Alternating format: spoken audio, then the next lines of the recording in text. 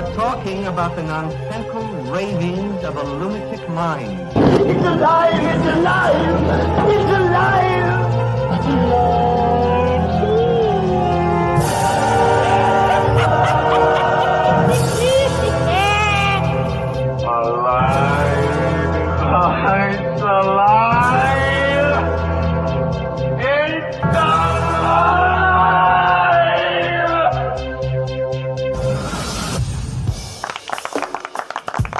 Hello and welcome to It's Alive Live Podcast. This is a true crime, paranormal, interstellar podcast covering unbelievable stories that sound like they're ripped straight from the pages of a Hollywood script. I'm your host, the outlaw Dr. HR Smokenstein, THE, and with me as always is my very own scream queen, the perfect combination of beauty and brains, the brightest Smokenstein in the horror, expert of guts and gore, the gorgeous, the sexy Amy Rose. Hi. So, we went missing again for a week. We know we had a spotlight this week. Yeah. And there's a few bits and pieces free last week. And there's a few bits and pieces for you coming forward this week as well. Yes, yeah, We're giving away our WrestleMania preview, which is shot about 2 weeks before WrestleMania. So not all of the matches are set because I actually... Oh, there's one that's definitely gone that we talked about. Well, that was actually, that was a set match. Kevin Owens and... I'm saying that's gone now. Randy Orton. So that's out of the picture. Yeah. Orton will get another opponent. Oh, well, Kevin Owens won. Not right now. Anyway. No, that's legitimate. He's gone. Yep. And who else was there? Oh, I had predicted that Carmelo Hayes might be in the match for the United States. Yeah, he's hanging out with The Miz, and Braun Strowman got beaten pretty fucking definitively on SmackDown, so he'd be out of the match too. So it will be Jacob Fatu versus LA Knight. So you're half right. Well, I'm writing who's going to win it. My winner still isn't out of the match. Who do you think? Jacob's going to take that. See, 100%. I thought you were saying LA Knight in my head. No, he's had it for a while. Caesar, you're in the shot. Go to bed. Our dog does not know camera awareness at all. Don't be showing me dirty looks. What's that about?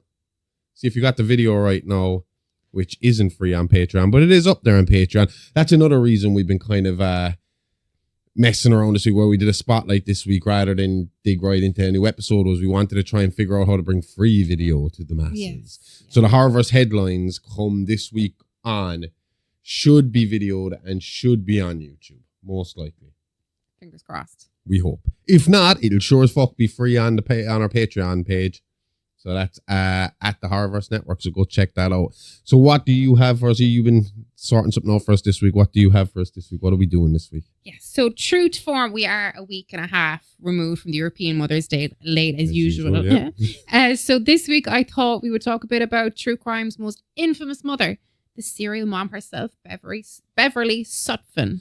Awesome. This is one of my all-time favorites. The only thing is, right, because of Peter Sutcliffe, I keep going to say Sutcliffe instead of Sutphin. Sutphin. Yep. Sutphin. Sutphin. And then when I see Sutphin, I just picture a dolphin version of Peter Sutcliffe. Sutphin. Oh, Sutphin. Yep. Clever. Dolphin Peter Sutcliffe. Because dolphins are known to rape, aren't they? Yeah, I think so. Yeah. And Peter Sutcliffe did rape him before he killed him, right? He didn't just kill him. I'm not sure who he was. It was all sex workers. He was after, apparently, but it wasn't really. It was anybody. Anybody. Yeah. Well, they told people that it was sex workers so that they'd stay calm about it. And then suddenly he hit a woman who was definitely 100% not a sex worker. And then it was like, he's after the regular folk. Shocking. So this one is one a lot of moms can relate to. I think I can definitely think of one or two people that would be better off in the business end of a fire poker. All right, Dexter, chill out. Won't be getting on your nerves anytime soon. Do you want to get into the story before you say anything else to incriminate yourself? Yes. Yeah. So Beverly Sutphin was born Beverly Turner in June of 1954 to parents Ward and June Turner in Mayfield, Cleveland, Ohio. The Turners were devout Christians and Beverly was raised the same, but very little is known about her youth, bar the tiny nuggets of information that Beverly over the years shared herself, but we'll try to piece her early years together as best as we can. Ward was a farmer's son and hailed from Shaker Heights near Cleveland, Ohio, a suburb of Mayfield. Ward is a strange first name. Very, weird. I don't know, is it just because it's the surname here? What would it be short for? I don't know. Stewart? The only thing that I can see a ward in. Howard? Maybe. I never thought to look, to be honest. Just because it just said Ward. That's it. What is Ward. Stewart and Short. Howard is all I can think of. Warden? Or. Walden? Warden? There's a few options here according to our new AI overview. This fucking AI thing is crazy. It just gives you Edward. Oh, Edward. Howard. Hereward. I've never heard of a Hereward. Hereward. It's Hereward. Less common, but okay. Either way, Ward attended a preparatory school, was a veteran of World War II and a state college graduate majoring in philosophy, and a member of a fraternity, Alpha Kappa, and a responsible white-collar professional and upstanding citizen. Yeah, those white-collar professionals, they never do anything wrong. Nope. Ward met his future wife, June Evelyn Bronson, when they were teens. The two dated and went to state college together. They married in 1950 and became the parents of a single child, Beverly, in 1954. That wasn't from lack of trying. They did want to have a big family because that was well, not so much a big family. I think that the traditional thing was like Beverly would get eventually herself a boy and a girl, and the proper, gentleman's family. Yeah. Is that what they call it? I thought it's in a nuclear family as well, the American nuclear family as well, where you have a boy, a girl, the picket fence, all that kind of shit. Is that what a nuclear family is? I think so. Oh, I know they hear it's a gentleman's family. Is it? Yeah. Well, we don't have nuclear threats here that often. Only gentleman threats. Yes. Well, what was that was one? Sellafield. They were afraid that it was going to explode, so I thought that the time that we got the iodine tablets around, that we all got sent out cyanide capsules in case That's they what I ever thought they were exploded. too. I was convinced because there's only one per person in the family. I was like, well, sure, we'd only need one. I thought that's what it was before we all kind of got too sick from it. I got more suspicious because they actually shortchanged us one, and only 4 turned up for the 5 of us. Oh shit! So one of us was going to have to stay behind. It's so creepy. But yeah, they had trouble conceiving, and this is the 50s, so you're not going to have as many medical breakthroughs. Yeah. I suppose your options really are adoption, isn't it? Or that's about it. Would they have had many in ways of medically? I don't think. I mean, I don't think they could take my egg and put it into somebody else. There'd be no IVF or any of that crack. No. All we know about Ward's profession was that he was a successful businessman with offices in Ohio and New York. Whatever his profession was, it left the Turners very well off, with Ward often being seen on the golf course of the local country club and his time off, and the Turners boasting a large home in an upper class area of Mayfield. And again, when we say like we just know him as a businessman, Beverly, after this is all said, no, we won't get too far into it because I don't want to be spoiling the story, but when it's all said and done, she did not like to cooperate with anybody on the story. She didn't really tell anybody anything after she eventually did a little time and walked away. Yeah. June, on the other hand, was raised in St. Louis in an upper middle class family. Daughter of an evangelical minister, June was brought up to be a proper lady and a picture perfect wife, constantly in her best Stepford Wives get-up, with flawless manners and on-the-ball etiquette. June was what you'd describe as a proper lady, at least publicly. Yes. And you're going to notice the word perfect pops up here a lot. Oh, yeah. You see, Beverly, like her mother, was being raised to be the picture of perfection. And like her mother and father, she was taught from a young age how to put on the right mask in public to keep the facade alive. But that's all it really was, a facade. Because behind the mask of perfection lay a dark side, one it's speculated she inherited from her parents, who also liked to smile in public. But the home life of the Turners was far from perfect. In fact, if independent researchers are to be believed, the Turner home was really a house of horrors, with Ward suffering from pretty severe PTSD from his time in World War II, and June being an unbearable perfectionist, willing to go to awful lengths to ensure the family image was in no way compromised. Not an easy task when your daughter is Beverly Sutphin. Exactly. Now, if you want to have real fun with this game today, with this show today, you can have a drinking game, and every time we say the word perfect, take a shot. And you'll be hammered by the time we finish the first part. If you go back and start this from the start, you'll probably be on your way there already. So Beverly obviously had a bit of a dark side. We're going to get into that dark side as we go on, but she was noticeably cold towards people. She obviously enjoyed watching other people. She liked enjoying watching other people squirm. Yeah. So she would put people into positions, especially adults, she'd put them into tricky positions by making certain claims, saying certain stuff about the adult, spreading rumors about the adult, just to see what would come back to her and in what manner it would come back to her. times getting some people in severe trouble because she might say something along the lines of, "Oh, well, I was talking to my friend Kate there yesterday. She said her dad's raping her." You know, and then there's an investigation into all this, and they look into it, but it never comes back on her. Not really, you know. I mean, June sees it a little bit. She spends a lot of time with her trying to mold her. She's really into the whole. So I mean, there is this like abuse on her almost straight away because her mother will be. Similar to what we're going to talk about next week with the Magdalene laundries. It's going to be very similar to having the nuns following them around, telling them they're, not behaving properly, or this is the way a lady acts, or this is how you're supposed to act. Except this is more about high society than it is religion. You know, even though the religious undertone is what's there to try and enforce these rules and try and enforce this etiquette on her, that isn't really there. Now, we do know that, like, so June would have been, beating her. Obviously, there would have been a lot of beatings, a lot of insults, a lot of kind of small little kind of jabbing at her, telling her she's overweight when she's not, try and get her to eat less and slim up. In the meantime, Beverly's taking this out on the neighborhood animals. Yeah, so she was known as well to start. It was suspected that she was killing animals around because pets were going missing. And when I say it was suspected, it was mainly, again, June that was suspecting things. Okay. Ward drank a lot when he was off. So he'd been spent a lot of time. He spent a lot of time at that country club. Okay. When he was home, he was away with the fairies. I don't think it's a PC term anymore, but the first time I heard of it, my dad said it was called being shell-shocked. Are you not allowed to say it? I don't think you're supposed to say shell-shocked anymore. It's just...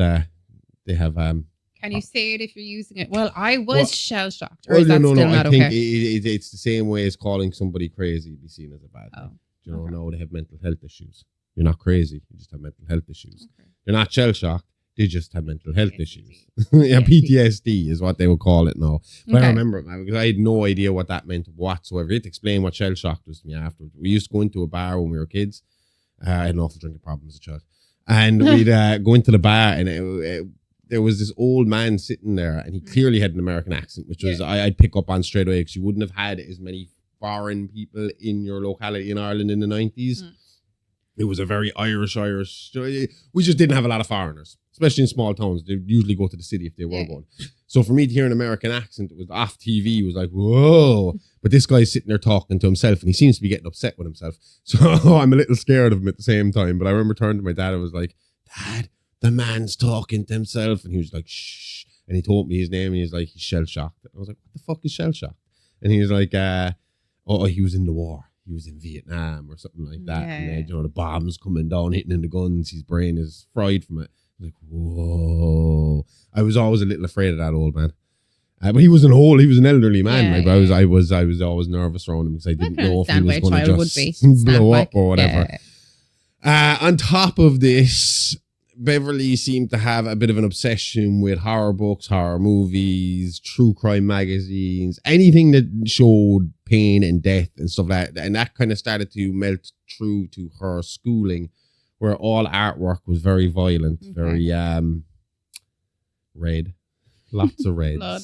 And her stories, if she was to write an essay in school, they were always very dark, very creepy, very violent stories. Okay. To the point, especially now, we know this isn't a big issue these days. No.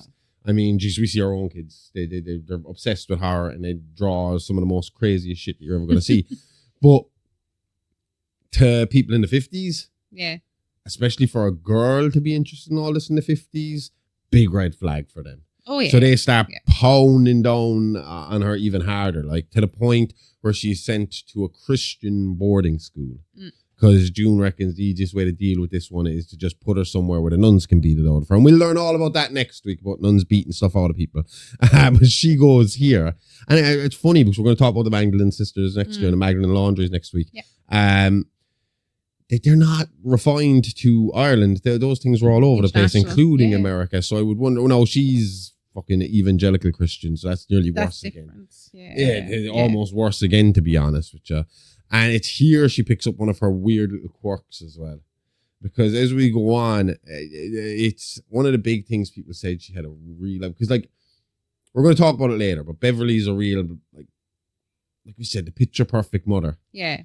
And I don't know about your mother, just small quirks about moms, proper moms, that there's certain stuff they dislike that you'd be looking at them and saying, why does that bother you? I mean, why is it annoying you that I'm doing this thing? It's not bothering you. And her thing was chewing gum. Okay. But the reason for it was, as a child, Beverly loved bubblegum. Loved blowing up the bubbles and leaving them pop. Yeah. The nuns in the Christian school did not like the bubblegum. They saw it as, again, unladylike. We love bubblegum. And is that not a common thing at school? Oh yeah, in school, this because this is a boarding school, so Okay. she's in the area the whole time. And it was the one nice thing Ward used to do, would bring her some chewing gum when he came to visit her, bubblegum when he came to visit her. But yeah, every time she was caught with that bubblegum, she was beaten pretty severely, to the point that she grew an aversion to the bubblegum. She'd stop taking the bubblegum off of Ward, and it would progress through life that anytime she saw someone with bubblegum, she would make a note of it. She'd point out how much she disliked it to that person, you know? Okay. But yeah. So, I mean, as you can see here, her childhood isn't great. Yeah. She's already kind of a dark soul coming into things, but on top of it, you've got an alcoholic PTSD father who can be a bit heavy-handed, but again, not uncalled, not unheard of in the 50s. Yeah. And then you have a mother on the other side who, to the outside world, is perfect mother, prim and proper, all this kind of shit. But when she's at home, do you know what it's very much like? The Trinity killer in the Dexter story, the Dexter and Morgan. Oh, yeah. And where to the outside world everything's perfect, but inside the house it is a real fucked up environment. Yeah. And everything is just a show. That's exactly what it is. You call it a shit show. It was a show. Every time they stepped out of their house, it was a show that was put on for everybody. But inside the house, things were different. And if you didn't put on that show, we will send you somewhere to make sure we beat that show into you. And that was this Christian school that she was sent to. Okay. And while we know that the daily beatings and abuse did nothing to quash Beverly's bloodlust, it did teach her how to behave in the public eye. Beverly wanted to ensure that she would never be incarcerated again or under anyone's control like she had been in St. Monica's School for Difficult Children. And so the mask went up and stayed up as Beverly worked hard to put on a facade like her parents before her, becoming the picture-perfect lady her mother had always envisioned. And this is what I'm saying, like when it comes to this idea of like putting on a show, when Beverly comes home from boarding school, a teenager, and June sees her, June's delighted. Yeah. Because now here's someone I can start showing off. Here's someone I can bring along with me, you know? And their relationship mellowed a little bit at that point, because June kind of is getting what she wants and Beverly knows how to play the game now to get what she wants. Yeah. But on the quiet, Beverly knows that, like a lot of serial killers before her, she knows how to hide the creepy shit. She knows how to put the creepy shit over here, and then in front of everybody else, just smile and act normal and act cool. And this is how I act like a normal person. This is how I do normal people things. When she went to school, she didn't get an education in the normal sense. She got an education of how to be human. Okay. How do I act like everybody else? Yeah. But in the meantime, whereas teenage boys have a Playboy hidden under their mattress, she's got True Crime Weekly hidden under her mattress, and you know, pictures of the latest serial killers or stuff. And they wouldn't have even had serial killers properly at this time. You know, they wouldn't have had the term serial killer. Yeah, in the 50s. I mean, obviously, 50s, she was born, so at this point you're talking about 60s. You'd have the likes of Ed Gein popping up and stuff like that, which she would have been extremely interested in. After that, so that was basically her teenage years. She kept things quiet. She still went on killing animals. She still went on harassing people silently and from the side. And she still went on reading and even writing about these, you know, things that are in her mind. Yeah. I mean, her diary is full of her childhood diary is full of very fucked up thoughts and ideas. Stuff that was unearthed later on after they realized what she actually was. But outside that, she went through high school and state college pretty much undetected, seemingly normal, to the point where she met and married a very regular man, very normal man who was looking to become a dentist. And his name was Eugene Sutphin. And so Beverly set into what looked like the perfect picture even of the American dream. You gotta take 2 shots for that line. Exactly. Thanks, Amy. Eugene took over his father's dental practice and the pair set up roots in Towson, Baltimore, Maryland.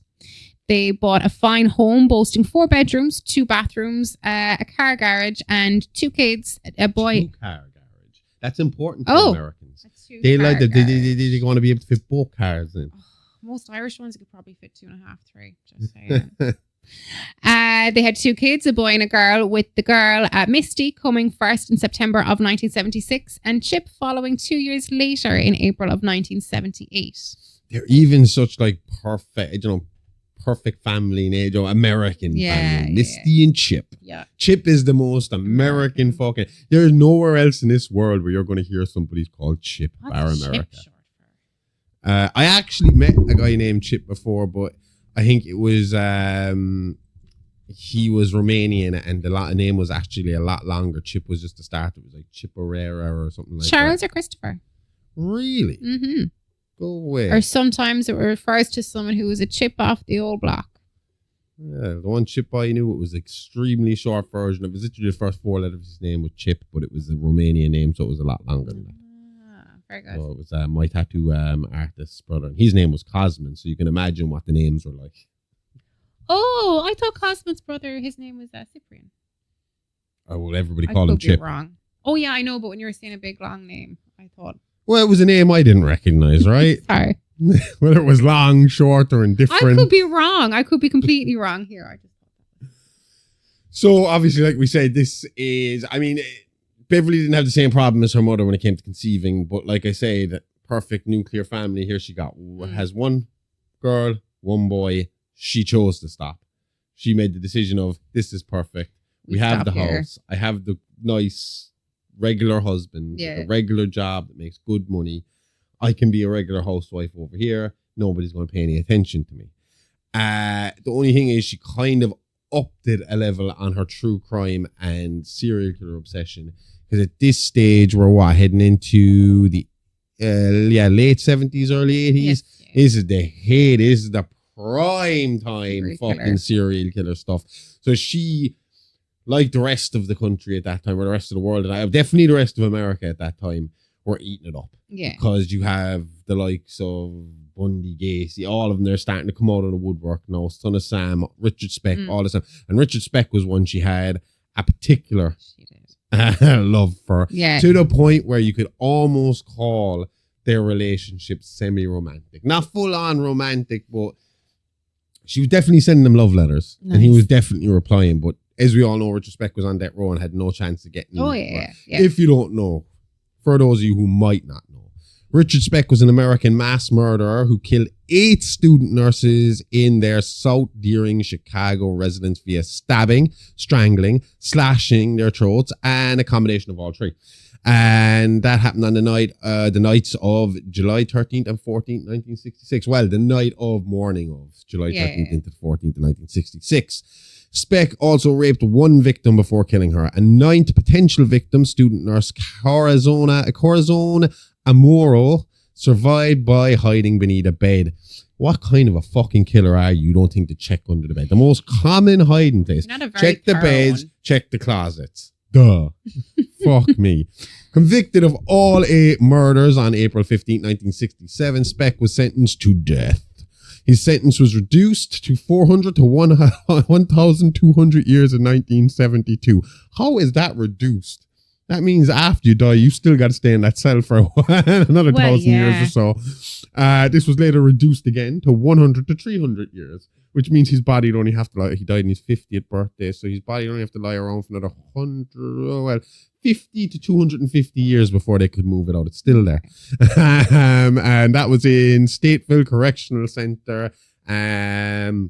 He died of a heart attack on his 50th birthday. So that was 4 years as well before Beverly's own crimes would commence. It said that the death of Speck would actually kind of kickstart something for her. Kind of pushed her on in her dream to be a serial killer herself. That it was kind of once he was gone and she had such a connection with Speck that when she started trying to write to other serial killers on death row, she wasn't getting the same kind of connection. Okay. Mainly because guys like Bundy and stuff like that send you back mad shit like, just send me your tits all slashed up. Pour a little fake blood over your vagina and send it to me. Yeah. Really? I don't know. I assume that's what Ted Bundy be into. can't imagine it like regular porn. I don't think he'd be too disgusted with Despite himself what though he to says. actually request it in a letter. Send the killer. Listen, come here. I just want to picture your legs with some slashes on it. Oh wait, I can't whisper in the letter. The words were really, really small in the letter. small. And But he wouldn't italic. refer to himself as I. Okay, I have a question for you. If you could talk to any serial killer, you could write a letter to any serial killer, who would it be and why? Am I getting a response back from them? Of course, yeah, you're going to start a correspondence with a serial killer. Oh, none of the modern ones. Probably Elizabeth Bathory that we covered on Mini Monsters one day. Yeah. Kind If of it has modern to be one. living, well, what would you pick? Who would you pick?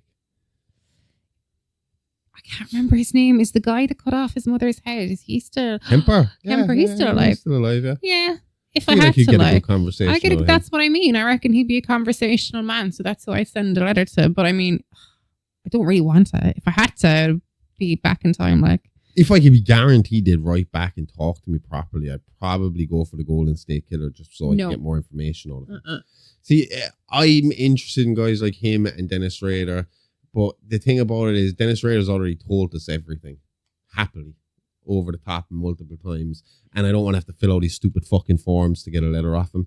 So I'd probably go with the Golden State Killer just to see if I could get extra information out of him. I think there's There's a a lot of few of gaps them there. that don't fucking, as in, like, it would turn my stomach. I mean, I know Kempner was no saint either, like, but I mean, like, he doesn't fucking scream evil in because his you've face. seen an actor you like play him on TV that seems I don't friendly. know You're the like, actor, "Oh, no, but Kemper." just from, as in, what we know about Kemper, what's been in the media, as opposed to the other two. I mean, you've said it yourself, BTK is probably, as in, like, the most there's... disgusting human that's ever lived. Exactly. Yeah, Exactly. But I don't get that from, do you know, like, stories of, like, they're awful. See, that's where we're different. You just want to talk to them like a nice person and have a decent conversation with them. I want to get all the dirty little details. See, I want someone that's able to hold a fucking conversation, an intelligent conversation. Yeah, I think I'd want to know, because he hasn't given us a lot, I'd want to know more about his childhood. I'd want to try and question the Golden State Killer, D'Angelo, on his childhood a bit to see what might have got him to the point of where he did. I don't know if I talked much about his killings because we know about his killings. We can read about his killings. They're not exactly kind of hidden away. But to maybe find out what got him there and what caused him to stop and then what caused him to start I'd be making happy phone reading a calls and stuff. psychiatrist's report. I don't need to degrade myself by speaking to him. I'm just saying, if you could write to one of these yeah. guys and talk to them, what are you going to say to them? You, know what you I mean? and I need a You're not- long, hard chat after You're not this. writing to them to ask them how their day was. Do you know? You seem very excited by it, that you might be like, as in, like, I who think would it you would be an friends with? exciting thing to get a No, letter I from a mean, serial like, killer. as in with a view to a friendship kind of thing, I thought. No, I think what you have to do, and you see this a lot with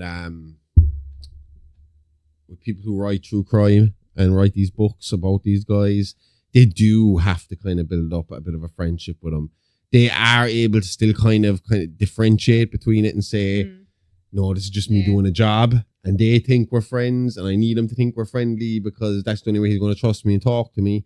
And I mean, there's some that have said, well, yeah, I in a way kind of became friendly with him to the point where I can go in, I can have a regular conversation with the man. Yeah. And know that he's not going to do anything, but I still know what he's done. He still disgusts me.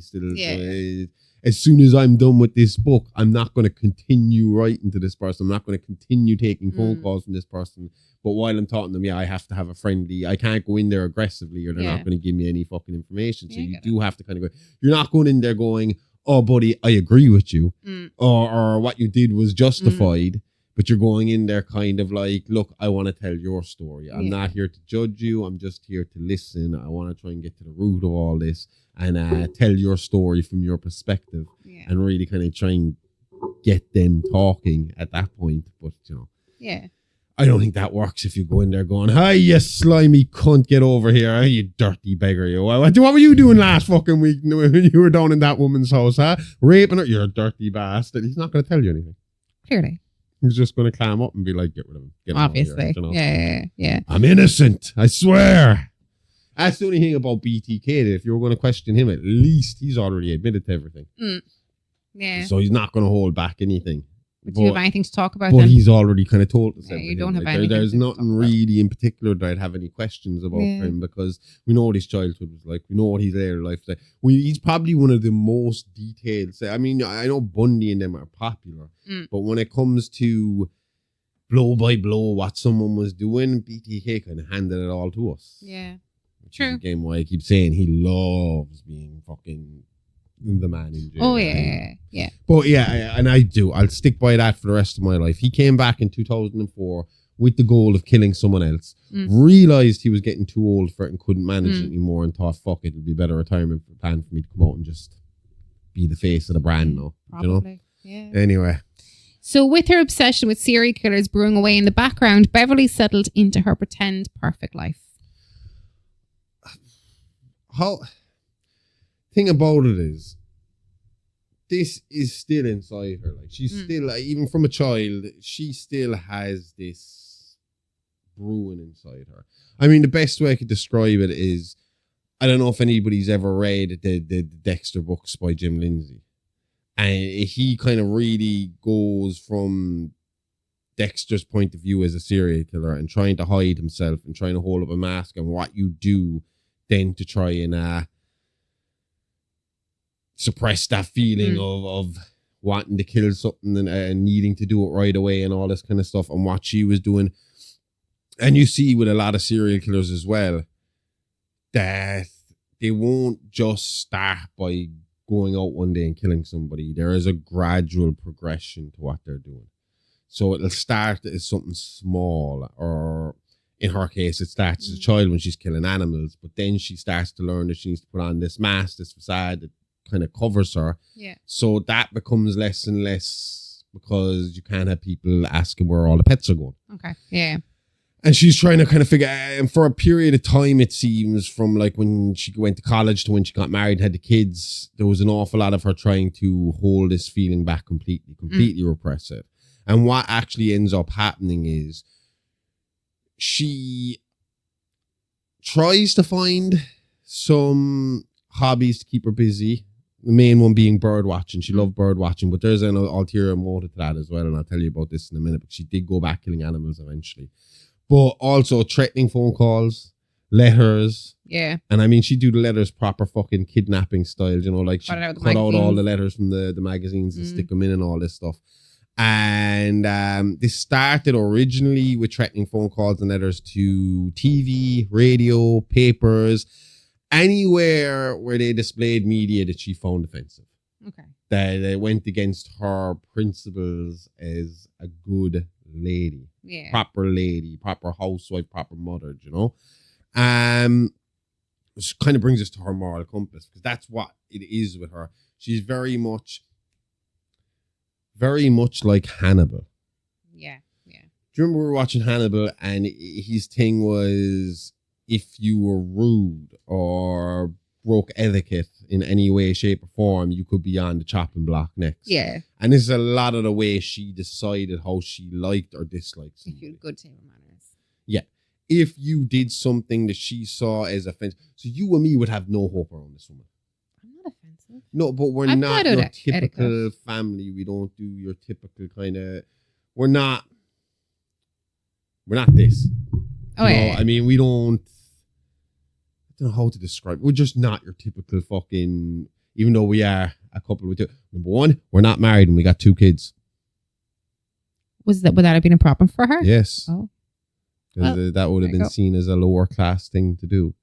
She'd be fine with it if we lived in a lower class area, but we don't live in a lower class area. We live in a very middle class area. So for us to be here would be an issue. I know more people with kids unmarried than more people with kids that But are again, this married. is the early anymore. 90s. That's true. It wasn't as commonplace. It Yeah. would start to become more commonplace, but she didn't like it.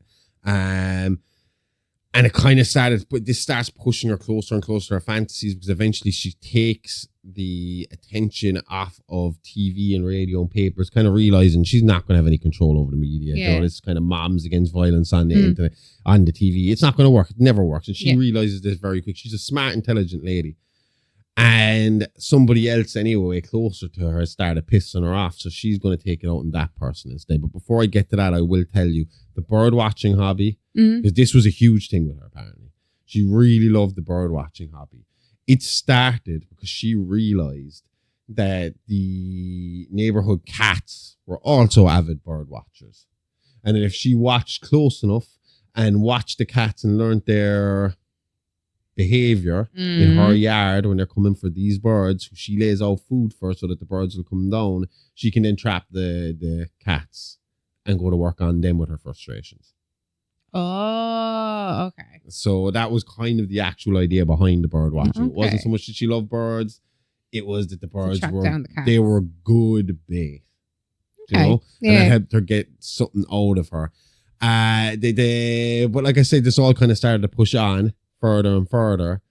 And when she realized the cats weren't enough and that the media weren't going to change, she started focusing on her own surroundings and her own social circle. Because again, I don't know if you agree with this, but I do think that when you have these people who are maybe upper middle class and upper class onwards, Beverly's parents weren't the only people putting on a show back in the day. People who see themselves as this kind of middle upper class or upper class. They all put on a show. Yeah, they feel like they have to keep up appearances. Fucking notions. Yeah, they have to keep up appearances amongst each other.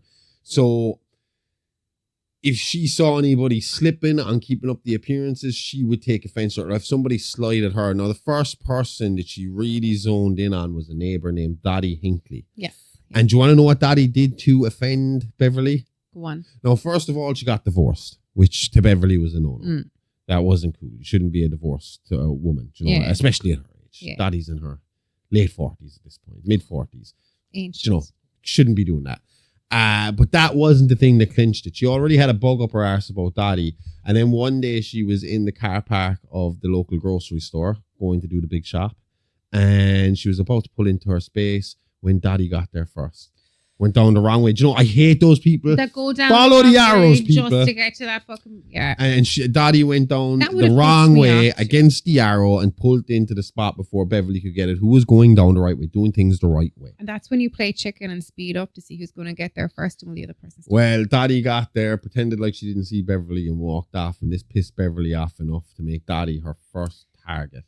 Now, still not really willing to go all the way with the killing, Dottie started getting extremely offensive phone calls and a lot of threatening letters in the door.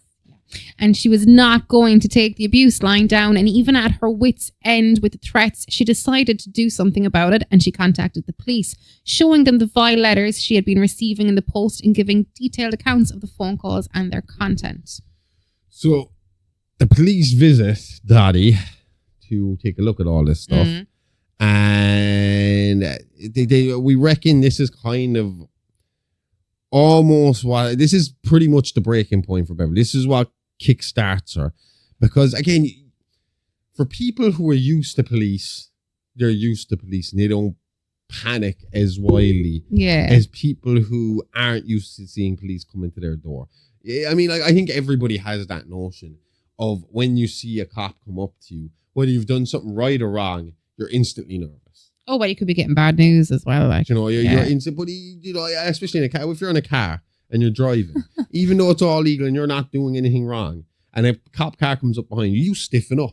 You're like, shit, 210, 210, and you're driving as fucking steady and as slow as you possibly can until they go around you and fuck off. But it's the same kind of thing here, whereas Beverly sees the cops come over these threatening letters and these threatening phone calls.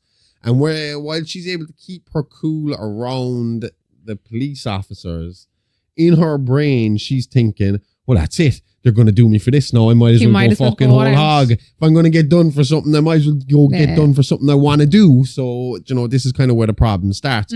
So it's believed at this point, the police sniffing around her drove her to believe that it was now or never for her to finally let loose and to let her real self through for the first time. Yeah. But not until she let Dottie know that the police couldn't stop her torture. Okay. No. The funny thing about it is, like, I've seen transcripts of this kind of stuff that Beverly would be saying to Dottie. And apparently the big word that Beverly kept saying that made Dottie so uncomfortable. And some girls don't like it. Some girls don't mind it. I usually use it as a term of telling someone they're being a big old wuss. Oh, pussy. Yeah. Okay. so- Were you letting me say it just to... No, I as was in, just like- about to say it. Oh, all right. I thought you didn't want to say it, just in case. I can't say it. Not with a girl around. Let the girls. Yeah.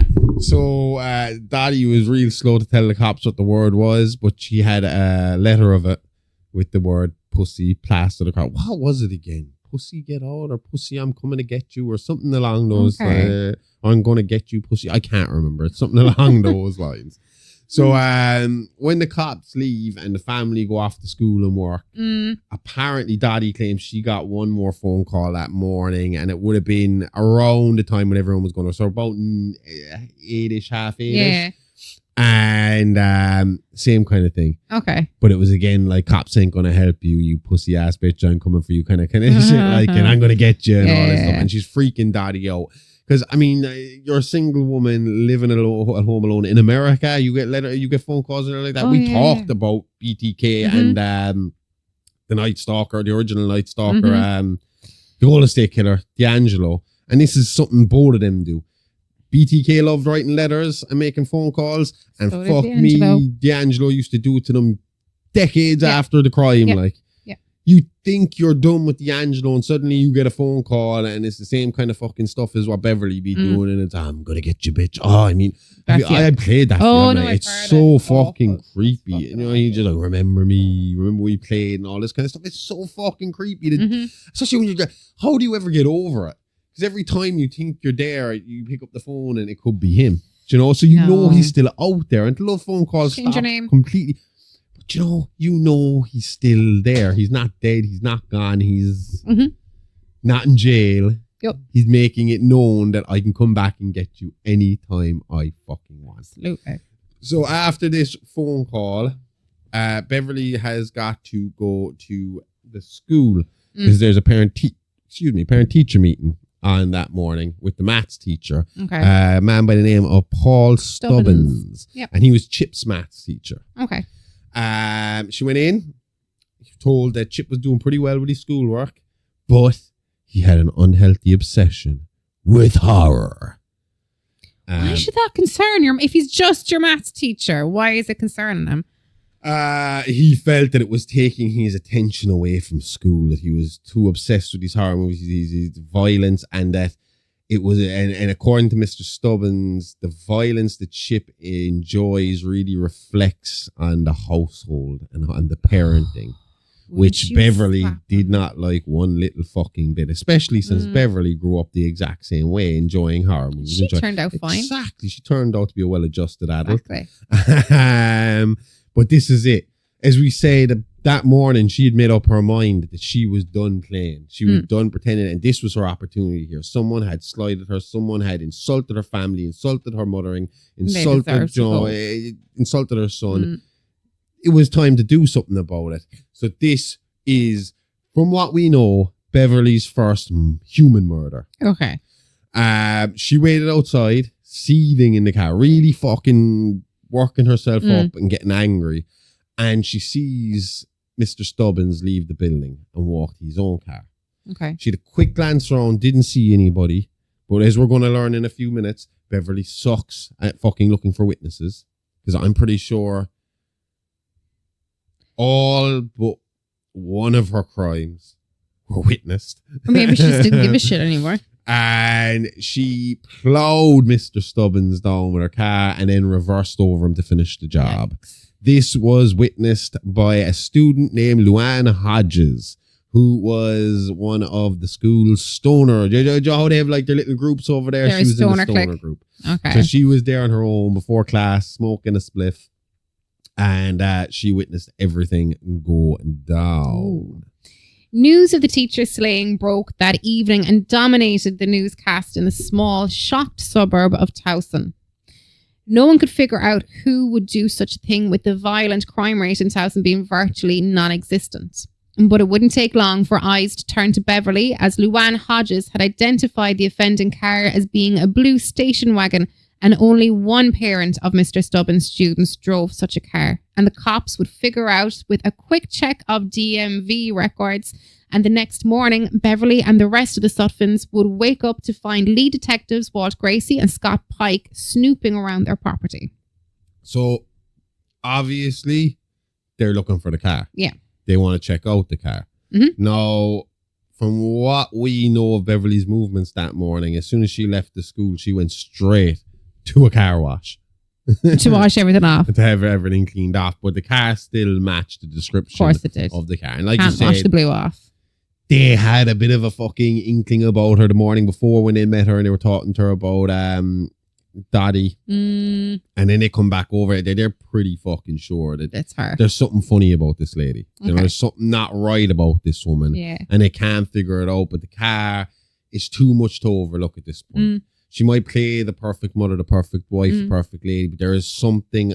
I mean, there's only one person with a blue station wagon whose kid goes to that school, whose kid goes to that class, whose kid's teacher is Mr. Stubbins, and that is Who Beverly said it had to be a parent, Sutphin. though? That it was. Huh? Who said it was definitely a parent? Could have been anybody. But with a if you're station going to wagon. look at who it could possibly be, usually somebody on known Parent to, Teacher like, Day. Yeah, you know, that's true. Yeah. the parents are around the place. She was around the place at that time. She had not long left his office. Yeah, true. You know, so I mean, or his classroom. So they know she was in the area. It makes sense, Yes. you know. Yeah. On top of that, while they were talking to her, they noticed a magazine on the table, Pageant magazine, except at the moment it was being called, you could have called it Agent because it was missing the P. Nice. And what's P, the first letter in? Pussy. Pussy. And they clicked that. But Beverly was smart. I've already said this. She's an intelligent woman. She knows how to cover her tracks. She's been practicing for a lifetime for this moment. And again, we'll see this. Like I said earlier on, fine, she saw the cops for the first time and thought, I better go now before fucking my days are numbered and I'm going to get caught. Yeah. But by the time we get to the end of the story, you're going to realize that this woman is a master manipulator. She knows exactly where everything is going and she knows exactly how to deal with it. And if you ask anybody that was there around this happening, any witnesses and all that stuff, she looked cool as a fucking cucumber, start to finish, smiling, confidently, cockily at most time. People said she was cocky looking when the cops were even around her, when the cops started closing in on her. Yeah. She did not give a fuck. But she had herself covered here because the magazine didn't belong to her. It belonged to another neighbor named Rosemary Ackerman. And Rosemary, how do we describe Rosemary? Rosemary's your typical Knows everywhere. busybody fucking neighbor who is the biggest gossip Likes in to stir town. the pot. Yeah. Yeah. So she loved hanging out with Beverly, but she'd go over to Dottie then and talk shit about Beverly, and then come Of course over she from Dottie's and talk shit about Dottie to Beverly, and so on, so on and so fucking forth. Yeah. But Beverly, and we're going to see this as we go on, I'll point out the instances. Beverly's not stupid. Beverly's kind of setting Rosemary up to take her fall for her if it comes to that direction. So straight off the mark, that's not my magazine. I recycle my magazines. That is Rosemary Ackerman's magazine. You'll see this subscription below. She gave me a loan of it. Okay. So no, it's not her magazine. It's Rosemary's. And we'll see that push on. Now, as we know, this was going to be a busy weekend for Beverly. And once the cops were gone, she decided she was going to stir the pot a little. Okay. And she went to Dottie Hinckley, who, for lack of a better word, she's been a bit of a media whore over the years. Yeah. And I know that sounds bad, but she's been mad. She loves doing fuck. Yeah. Whereas Beverly won't do an interview for you. You'll get Dottie for a hot dog and $20 and she'd be happy. So she's been doing interviews. She's never shied away from interviews, especially paying interviews. And she claims that around 10:20 that same morning, Beverly came to Rosemary Ackerman's house where the two women were having a liquid lunch. And she claims that Beverly took the opportunity to covertly reveal herself to Dottie as her tormentor. So what happens here is apparently she came in and she said Mrs. Ackerman, Rosemary, had coincidentally enough a big bouquet of pussy willows in her house. Yeah. And when she saw it, she couldn't help herself. So she points out the flowers, says, they're lovely. What are they? And Mrs. Ackerman stands up, goes over to them, go, oh, they're pussy willows. And she turns around, looks at Daddy and goes, oh, pussy willows. And make sure to say it in the right inflection to get Daddy's attention. And she did get Daddy's attention. Daddy realised it instantly. The minute she heard pussy, she was like, fuck me, you bitch. Shouldn't take her parking spot. But Beverly's not going to sit there and wait for this to all kind of unravel into a big argument. She knocks over because, again, keeping up appearances and looking good. Rosemary liked to have a lot of little knickknacks around her house, and she liked Fabergé eggs. So Beverly knocked over a Fabergé egg, turned while Rosemary's back was turned, and screams, Daddy, what are you doing? And she goes, oh, Daddy, you're such an idiot and all this kind of stuff. Clean up the mess. And then she kind of grabs Mrs. Ackerman, Rosemary, and leaves her out of the house and says, come on, I'm going to bring you down to the local market. We get you a new one. Get you a new one. Oh, silly Daddy, whatever. And Daddy's still flustered and trying to come to terms with the fact that this is this woman that's lived across the road from me. She's the one that's tormenting me for the last couple of years. And I have to try and, beat this bitch. Basically. Yeah. So, yeah. And as all this went down at home, Eugene was at work taking care of an emergency dental appointment made by future victims of Beverly, Ralph and Betty Sterner. He would be interrupted by detectives Gracie and Pike, who had questions about Beverly's chosen reading material, something Eugene was completely unaware of. Now, if this was good enough to be evidence back in the 90s, I would have been in big trouble in the 90s. Oh, yeah. Because I love I just love reading crime shit. Especially like murders, serial killers, mafia. Love the mafia. I'd read about the mafia, Irish gangsters, all this kind of stuff. But that's essentially what she got caught with, was a bunch of true crime books. Yeah. One of them being Helter Skelter. I'm pretty sure I have Helter Skelter upstairs. Helter Skelter's upstairs, and that was the problem. But the problem here was that she had been hiding it. She didn't want people to know that she was interested in this stuff. Okay. And she basically would have a big fucking bird watching book open, like you'd see in movies and TV shows, and she'd have the other where a kid would be at school and have this comic inside his school book. She'd do the same thing, but with like true crime books. Okay. And she loved getting clippings from the newspaper about the latest killer or the latest true crime story or whatever. Yeah. At first, Eugene tries to kind of deny it. He's like, nah, not my Beverly. You're crazy. Where are you getting this from? But when he was shown receipts and stubs from the checks used to, or the cards used to pay for this stuff, he was kind of like, well, yeah, that is Beverly's card number. No denying it. Sure is, yep. So he gets away from them, gets himself home, and starts snooping around the bedroom himself. And he does find stuff. He starts finding all the letters she's been sending to these death row guys. The love letters between her and Richard Speck. Books, newspaper clippings, photographs, all very graphic in nature. Yeah. And he starts to panic a little bit because, it's like, uh-oh. And meanwhile, while he's sitting there, he hears the news and there's been another killing. Yep, there has. Because meanwhile, Beverly was at the antique mart flea market with Rosemary to try and find a replacement Fabergé egg for the one Dottie had allegedly broken, and to help Misty with her own little stall that she had set up to sell vintage toys and records. So Rosemary is pissing about looking for a Fabergé egg. Apparently, and I only know this because it does play into the murder afterwards, she couldn't, the one she had found was too expensive. She wasn't going to, there was a chip in it, and she wasn't willing to pay full whack for a chipped Fabergé egg.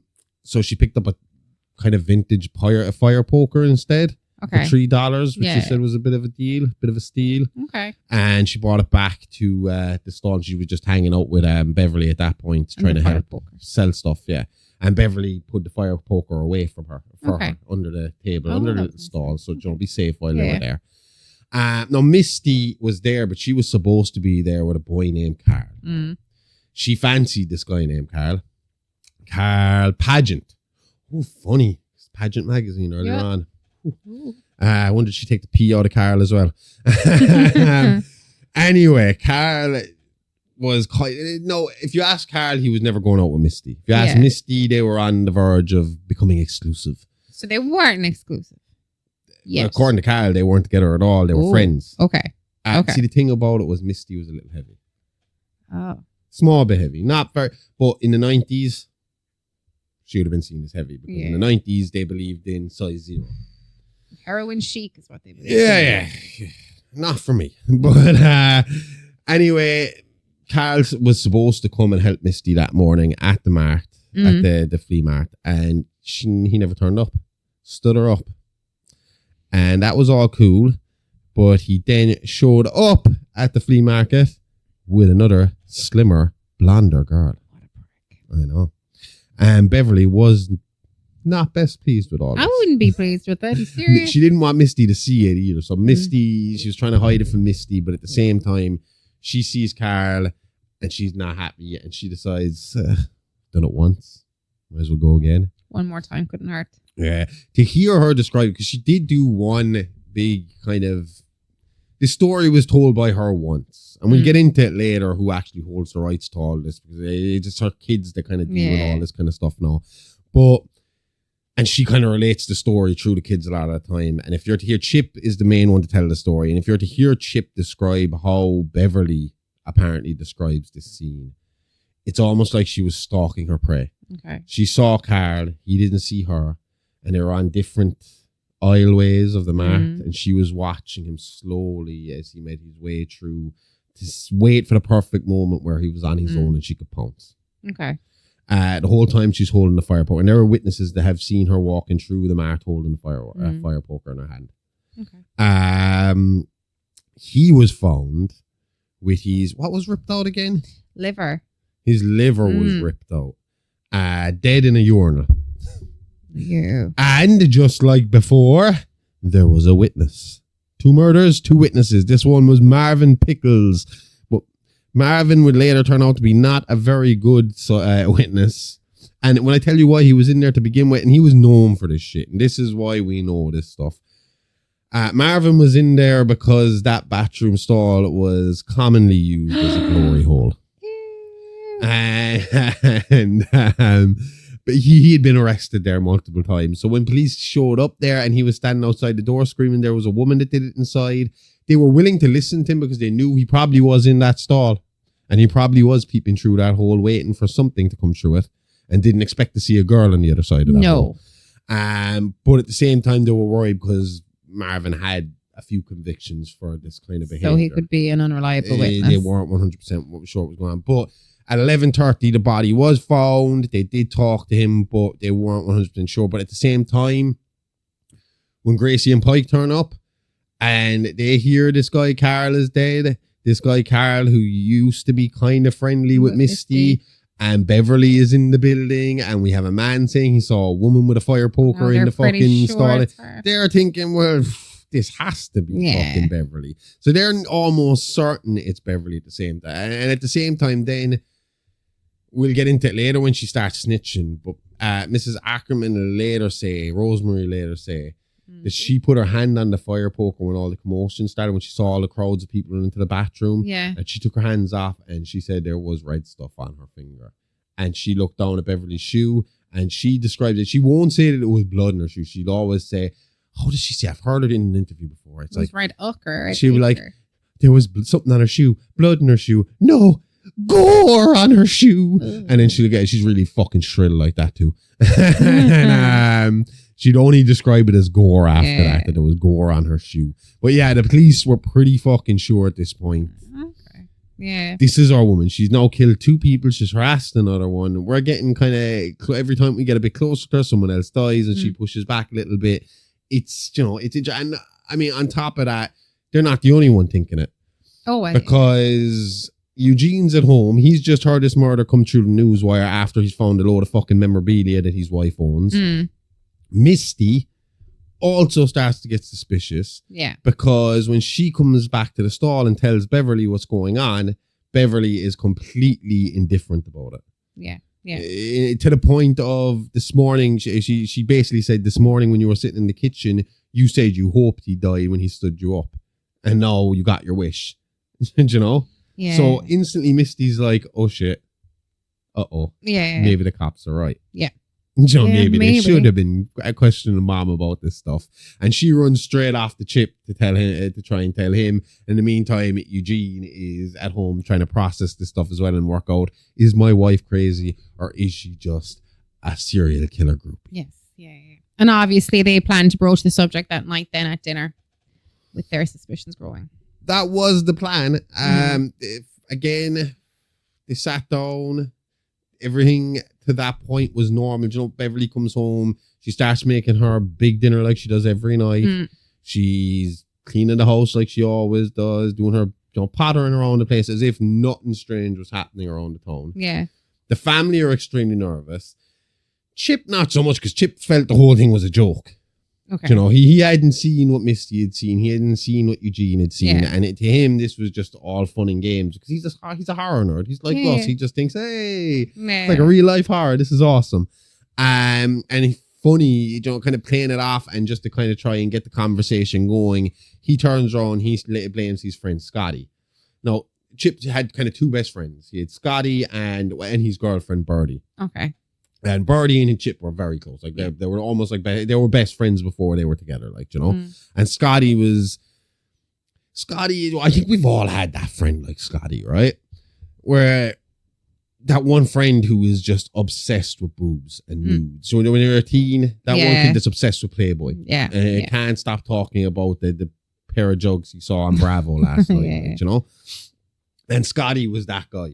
So he was crude, he was rude, and everything Beverly hated. But she put up with him because it was Chip's friend and Chip liked him and sure what harmed, Like I said, we all have friends like that. So she just played it off. He's a kid. They'll go to college and they'll lose contact. I don't have to worry about Scotty. But Chip, to try and broach the subject of what Beverly might be up to, made a joke to see how she'd react and said, oh, well, Scotty thinks you're the serial killer. It didn't go down so well because instead of her laughing it off, she said, oh, he does she? And then stood up from the table and walked off. Excused herself. Yes. They didn't really know what she was playing at this point. And to this point, at this point in the story for me, this feels like the point where she should have gotten arrested because I think it becomes very obvious that even if they didn't arrest her for fucking murder, they could have, how cops like to arrest you for something else to hold you there so you can't commit a crime while they try and test the DNA and stuff like that. They fucked up here because they didn't do that. They kind of left her off while they were trying to figure out the DNA and all that. They knew, even when they knew it was her, they kind of had to wait to verify stuff because of who she was and her standing and all that kind of stuff. But so she gets up from the table, walks into the kitchen, doesn't come back. Few minutes pass, Misty goes in to check what she's up to, and there is a note in the fridge saying, gone to the shops, be back soon. Family goes into panic. Because it's like, oh shit, she's going to go kill Scotty. And they run out to the car, jump into the car, their second car, and drive off, trying to follow her to see if they can stop her from killing Scotty. So they're bombing it towards Scotty's house. In the meantime, Beverly is also bombing it down the road. She's got a cop car who was assigned to the house to watch to make sure she didn't get up to anything following her. So she is driving at a high pace. So they could have arrested her right here for her dangerous driving. Yeah. And they get to a fork in the road. One fork leads to Scotty's house. The other fork leads to another home of a family friends of this kind of family friends, family acquaintances of the Sutphins. Okay. The what we call the Sterners. And she turns off towards the Sterners. But she does it in such a high pace that by the time the cop gets around the corner to the fork in the bend, he doesn't know which route she's taking. Okay. And then he sees the family follow past and they are heading towards Scotty's house. So he assumes they're chasing her to stop her from doing something. So he starts following them instead, basically giving Beverly freedom to do whatever the fuck she wants because she's after getting away from her tail and from the family. So the cops pursue the Sutphins to Scotty's house. And when they get to Scotty's house, they hear a lot of moaning and crying and noise coming from his bedroom.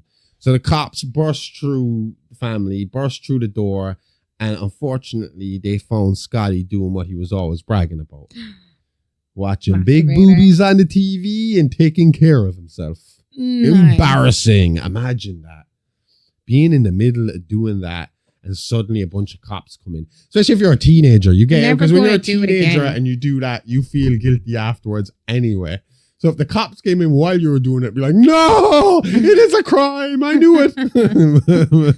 Anyway, while this distraction was going on at Scotty's house, Beverly was up to something a little more nefarious. Yeah. No, like we said, people have to fucking offend her to make her want to do what she does. And the Sterners were quite possibly, when I've heard a description of them and seen pictures of them, I can understand where her issue was. Okay. Because while these people had similar amounts of money and therefore similar material items and similar social standings with country clubs and all this kind of shit to Beverly, they were disgusted. They were nasty. Betty Sterner was a loudmouth who had an opinion about everything. The best way to describe it is they would have voted for Trump if they were still around now. Yeah. And Ralph Sterner was gluttonous is the only way I could describe him. Ate to excess, lived to excess, big belly, fucking rotten teeth. Didn't really give a fuck about it. These are the kind of people who eat with their hands, who burp at the table, who, they're just not... I don't know how to describe them properly. They're just not nice people. They're like rude. the twits. They're rude. They don't really, they don't have good etiquette. Okay. But on top of that, we discussed that Eugene was at work that morning on a Saturday, and it was an emergency. He came in to do an emergency job on a Saturday. Yeah. And the thing about it was the emergency was on Ralph Sterner. But Ralph had Ralph was trying to get Eugene and Eugene was trying to put it off. Betty got on the phone and browbeat Eugene into coming in to take care of the problem on his day off. Wouldn't happen now. But Eugene had promised Beverly that they'd go out that morning to go bird watching. Especially go bird watching out. They'd go for a drive. They'd find a nice spot. So it was that got cancelled. fault. And she blamed the Sterners for it. And when she got there and saw them eating dinner in the gluttonous form that they do with their hands and overeating, too much food, too much greasy, saturated fat food and all this kind of stuff, she was like, well, I'm making the right decision here. Yeah. Scotty can wait. She's completely justified. Yes. So she snuck into the house, stabbed Betty Sterner with a scissors, and then was caught by Ralph Sterner, who tried to make a break for it. Beverly, being a quick thinker, got to the window where she found a loose air conditioning unit, and just as Ralph ran out the front door screaming, she dropped the unit right in his head, killing him dead. Now, the interesting thing here again is the scissors used in the murder were not Beverly's scissors. They weren't even Betty's scissors. They were Rosemary Ackerman's scissors. So she's really trying to frame So her. now we got the letters, which were written using the magazines of Rosemary Ackerman. We have the fire poker, which was owned by Rosemary Ackerman. And we got scissors, which were owned by Rosemary Ackerman. Yes. So she's trying to kind of play up here that couldn't be me, it's Rosemary. So I think she does once in court kind of try and call out, but she does it in a kind of fun way to kind of prove that, it could be you just as much as me. Or, it's all coincidence kind of stuff. She didn't really go 100% in on the making her a patsy thing.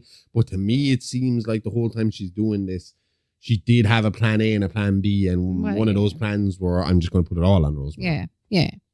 And as all this was going on, detectives Gracie and Pike were busy taking statements from Dottie Hinkle and Rosemary, closing the net on Beverly.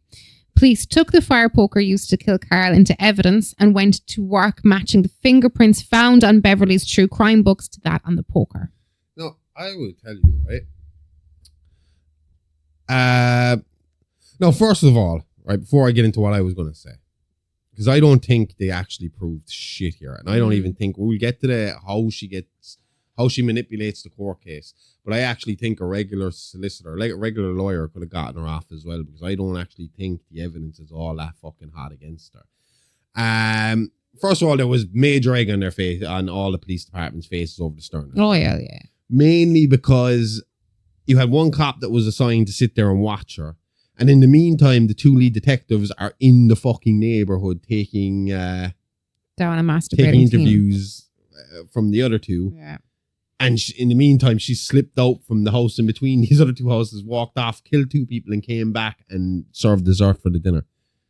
Do you know? Incompetence. Yeah. So, I mean, like, it really kind of fucking made them look like fools. It made the police department look like fools, and they weren't going to be made look like fools. So we kind of get into what they did while they were waiting for evidence to come back. But what they were doing was they felt like the smartest move would be, like I said, because of who Beverly was, because of her image, and because of her standing, it wouldn't look good to arrest a mother and a homemaker with such a good reputation and then turn out to be wrong. So they wanted to make 100% sure they had her before arresting her, so there could be no comeback on them, no kind of, oh, what are you doing? This is nice. They wanted to have the solid proof of no, she did it. Yeah. And the way they were going to get this proof was they planned, like you said, to take fingerprints from the true crime books and fingerprints from the fire poker murder weapon to match them and then say that she was the killer.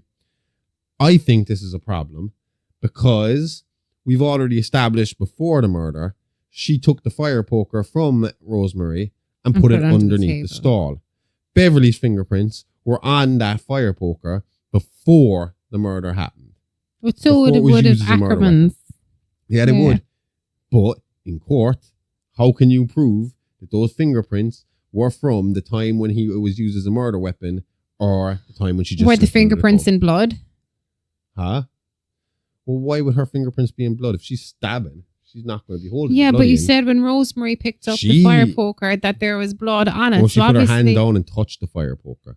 I didn't specify what part she touched. She touched the bloody end.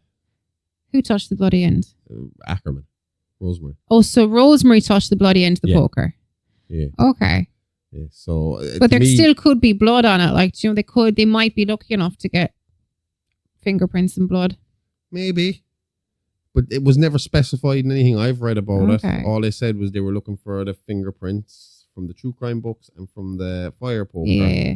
So to me, that would have to No, what I mean is if she had fingerprints and blood on it, it would prove that she was holding it after the fact. Oh, yeah. I agree with you. Yeah. I didn't see that being specified. Maybe I missed that. Maybe I skipped over me. But either way, this is what they were waiting for. Okay. But they weren't going to let themselves be made a fool of again. Or at least they didn't think they were going to let themselves be made a fool of again. So to combat Beverly's little trips out at night, high-speed trips out at night and losing cops, they put a whole convoy of cops on her. I mean, like, she came out Sunday morning, brazenly came out, dressed for church, ready to go to fucking church, knowing the whole town were talking about this murder, knowing the whole town suspected her. She happily, with a smile on her face, came out the next morning, got in the car to go to church. But she was followed along to church by no less than 10 patrol cars and Pike and Gracie in there. Just to be sure. Car. Yeah. Okay. Just let everybody fucking know who she was. Yeah. And if the convoy of police cars wasn't enough, police decided to let it slip to the media that Beverly was their main suspect in the murders that had horrified Towson, something Beverly was well aware of as she made her way to church. And it's believed now she went to church intentionally to revel in the terror that she had caused amongst her neighbours. Witnesses said that she smiled and waved at all the usual suspects as she made her way into the service, and some say she even looked smug, enjoying her newly found infamy. But I've said this, she was fucking delighted with this. This is like BTK in the fucking courthouse making his full confession. Yeah. This was, you know, the moment to enjoy all of her work. That's the way she saw it. Yeah. And because she was still in the mindset of, I'm not getting caught.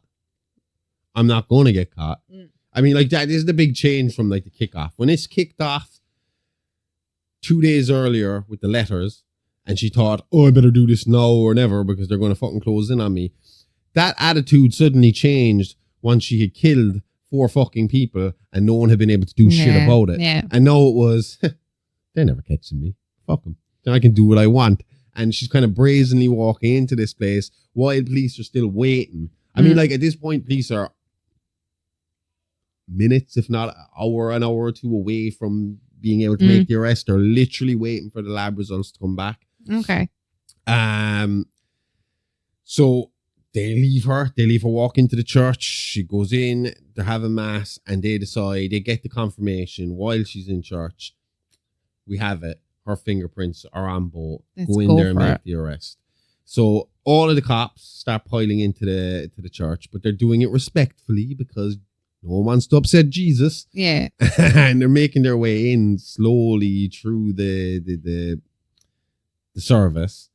People are standing up, people are sitting down, they're trying to wiggle their way into seats as they go along, trying to get closer to Beverly. Beverly knows they're getting closer and causes a distraction.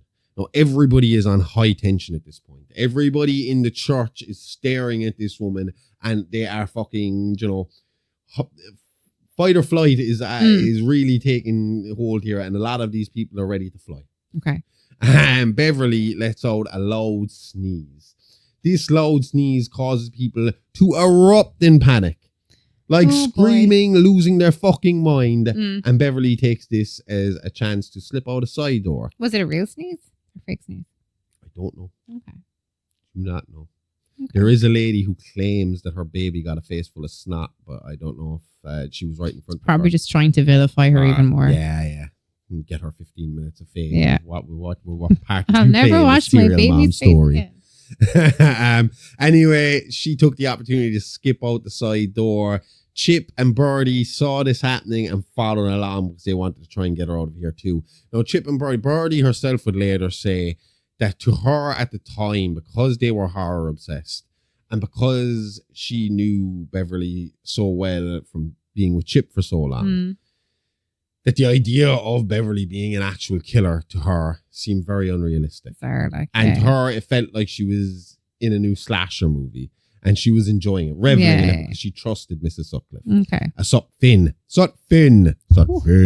And Mrs. Sutphin. So she kind of at first sees this as all fun and games. Yeah. And they're helping get her out of the churchyard. And they bring her to the video store where Chip and Birdie work.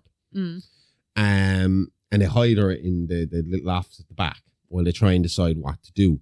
In the meantime, they get their first customer of the day, and it's a little old lady named Mrs. Emma Lou Jensen. Okay. And Emma Lou she wasn't one of those pleasant old people you meet. She's one of the cranky old people. A bit of a busybody as well, stuck in her ways is the way I'd say it. And according to Chip, she came in, she brought back a movie she had rented. This will tell you the type of person Emma Lou Jensen is, because I even know what movie she rented. And she was a big old Bill Cosby fan. Ghost Dad was the last movie she had rented. Yeah? Yeah. No, I can't really say nothing. I don't like Bill Cosby as a person, but growing up, I loved the Cosby Show. So I mean, Yeah. Anyway, she was a repeated offender of the be kind rewind rule. She never rewound. Never rewound. And apparently in America, they got fines for that. Yeah, they don't have that over here back in the movie days. They just didn't give a shit. No. Well, did you ever? I think there was a thing on it asking you to rewind it, but I don't know. The amount of movies I rented that needed to be rewound myself broke their heart. No, but I mean, like, I'd rent out the movie and I'd get it, and it would. I'd have to rewind it before watching it. Irish video stores didn't give that much of a shit about it. They just took it in whatever state. Oh, you'd have to rewind it. Yeah. I remember having to do the same with the DVDs when they came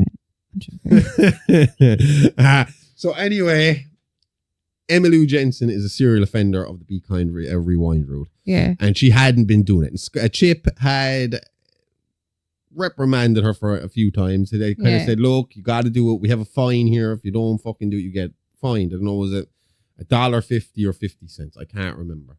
But he said, this time I'm fining you because this is just, it's been going on enough. It's ridiculous. And Emma Lou Jensen's response to that was, yeah, you're just the son of a psycho killer anyway. Fuck you. You kind of, not fuck you, but that's the sentiment behind it. Yeah. Not realizing that the psycho killer was in the next room listening to all of this and getting very much offended. No. She decided to follow Mrs. Jensen home, leaving through the back door of the video store. Scotty, in the meantime, had left the church and followed to the video store too because they had robbed his car in the escape of Beverly. Okay. Not robbed it, borrowed it. Borrowed It's his it. friend. Yeah. But he wasn't too happy about it. So he went to the video store to try and get his car back and saw Beverly following Emma Lou and Jensen. went along to see what was going on. Mm-hmm. Emma Lou had just rented out Annie to watch Okay. and was settling in to watch that at home. She lived alone with her dog. Being that she's a missus, I assume she was a widow. A widow. Or divorced, I don't know. Which would have pissed off Beverly too. Yeah. She was found, and I can't see. Scotty is a witness to this murder, Okay. but Scotty doesn't live long enough to tell us what happened in this murder. All we know is she went in. Emma Lou Jensen was found beaten to death, and there was a leg of lamb next to her covered in blood. The assumption is she was beaten to death with the leg of lamb. Well, like a lamb weighs between 2.5 to 3.5 kg on its own. Would that be enough to kill you if you got whacked with it in the head enough times?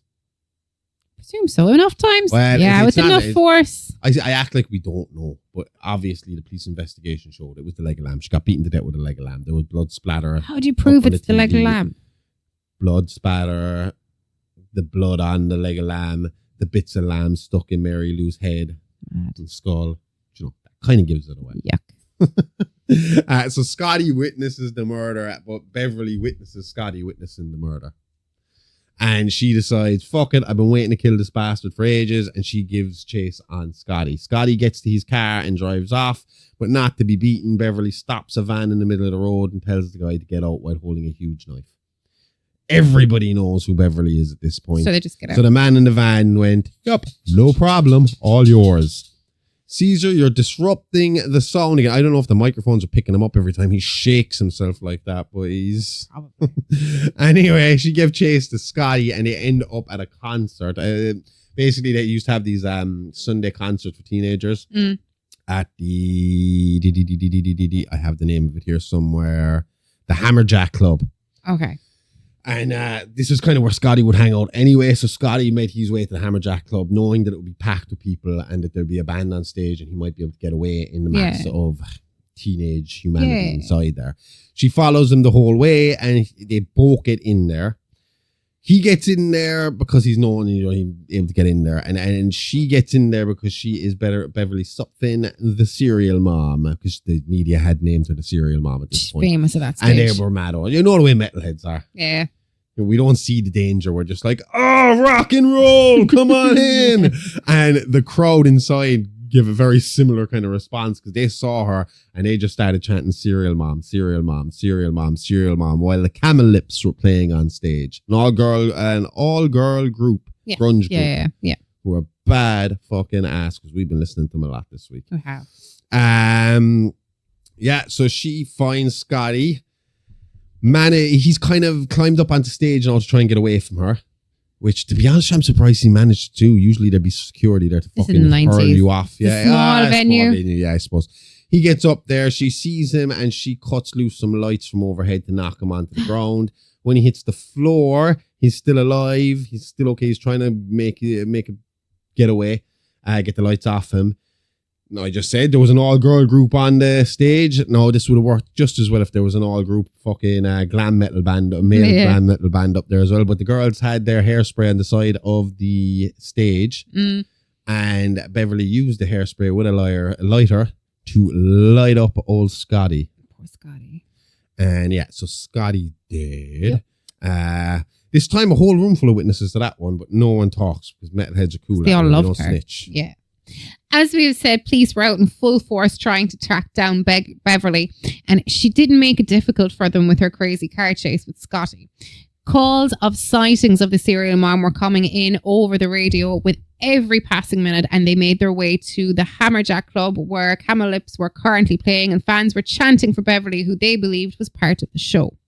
And it was here that Beverly Sutphin was finally arrested and taken into custody on 6 counts of first-degree murder. She would stay imprisoned for more than 5 months as she awaited trial. 5 months. Yes. And the thing about it is, prison didn't... it suited her. Not that it suited her. She became a mom inside. Yeah, she kind of became a prison mom inside. Yeah. She was able to... Do you know the best way to describe it is? Do you remember in Orange is the New Black? Yeah. So Red. Yeah, that's what she became. Very similar to that. Where she had a group of girls who she took care of and she mommied them a little bit. And they took but care they of her, took like- care of her and protected her to the point where she became queen of the cell block. Yeah. On top of helping all these girls with their problems around the place and ruling the fucking cell block with an iron fist, Beverly also had been low-key going to the law library and working her ass off. People didn't realise what she was doing. They thought she was just down in the library doing what she did, reading her fucking true crime stuff. But she didn't want people to know. She wanted to get this element of surprise in. So she started doing what she had been doing at home with the bird books and the serial killer books. Yeah. She was getting 2 books at a time. Now she was getting serial killer books and putting law books inside them. So while everybody thought she was sitting there reading the latest fucking true crime book about Ted Bundy or the latest true crime book about Gacy, she was actually sitting there studying their court Law cases library. and figuring out where they went wrong and where she could go right. Okay.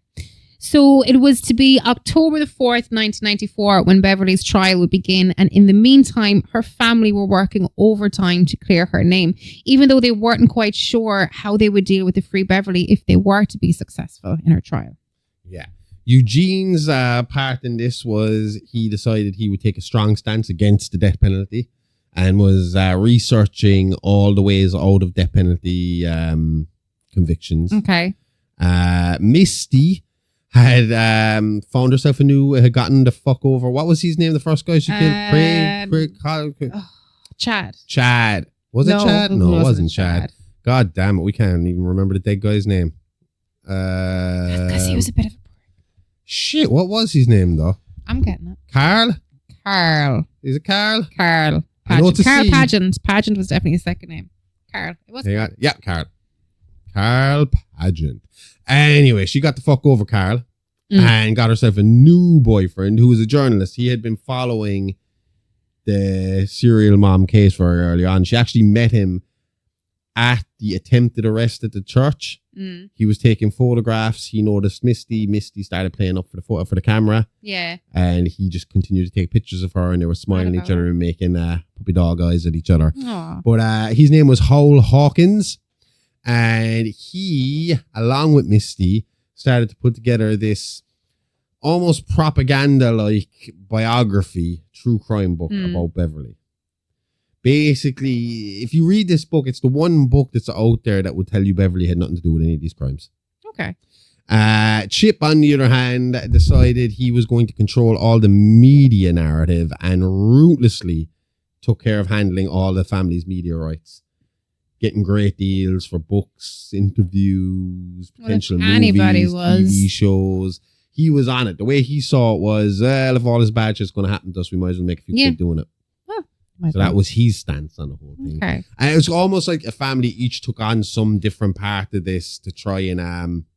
They each were ahead of their own department. But I think it was their way as well of dealing with the whole thing. Yeah. You know, that if we get busy doing this, if we get busy working on all this, we won't have to deal with the reality of what all this actually is. Oh, yeah. You know? Yeah. The prosecution was represented by Timothy Nazelrod, and it's safe to say he wasn't expecting much of a fight with a mountain of evidence and witnesses available to him to ensure that Beverly Sutphin hadn't a hope in hell of wiggling out of the charges brought against her. He was even more confident as he knew the defense lawyer, Herbie Hebden, and he let it slip to Nazelrod that the defense planned to plead innocent by way of diminished responsibility, basically plead insanity. Yep. But Beverly couldn't have that. And like Bundy before her, the thought of being branded insane was too much for her picture-perfect lifestyle. And just like Bundy before her, she publicly fired Hebden from the defense and requested to see her case out alone, representing herself in the case. She's not the only one to do this. What was his name again? Oh, fucking... Bundy? The Unabomber. Kaczynski. Oh, yeah. He was the same way. Ted Kaczynski tried to do this. But the judge told him he wasn't mentally fit. Yeah, fit you have to to be. do Did it. Son of Sam not want to do it as well? No, I don't know why that's in my head, but he was big told the dumb same. he couldn't do it himself. That's why I'm saying he was told the same. But definitely in Dahmer the did case, it. What? Dahmer represented himself during a trial, but he was ultimately, some stage in the trial. Was he already guilty from another case? Was this one of those kind of situations? Possibly. A lot of these serial killers do not like getting branded crazy. Yeah. Even though it might save their life, they don't like the idea of being seen as crazy. A lot of them, like Bundy, thought they were going to get off with it. I think Kaczynski's thought frame with it was, if you think I'm crazy, then my manifesto means nothing to you, and you're going to think everything I said and done is crazy. So this was all a waste of time. Okay. I'm doing this to try and change things, to try and stop something. And if you brand me crazy, then what was it all worth? Yeah. What was the point in it? Bundy just genuinely thought he could get himself off. But nobody could hear him. If he could get himself off, it would have been great because a lot of girls wouldn't have had to die. But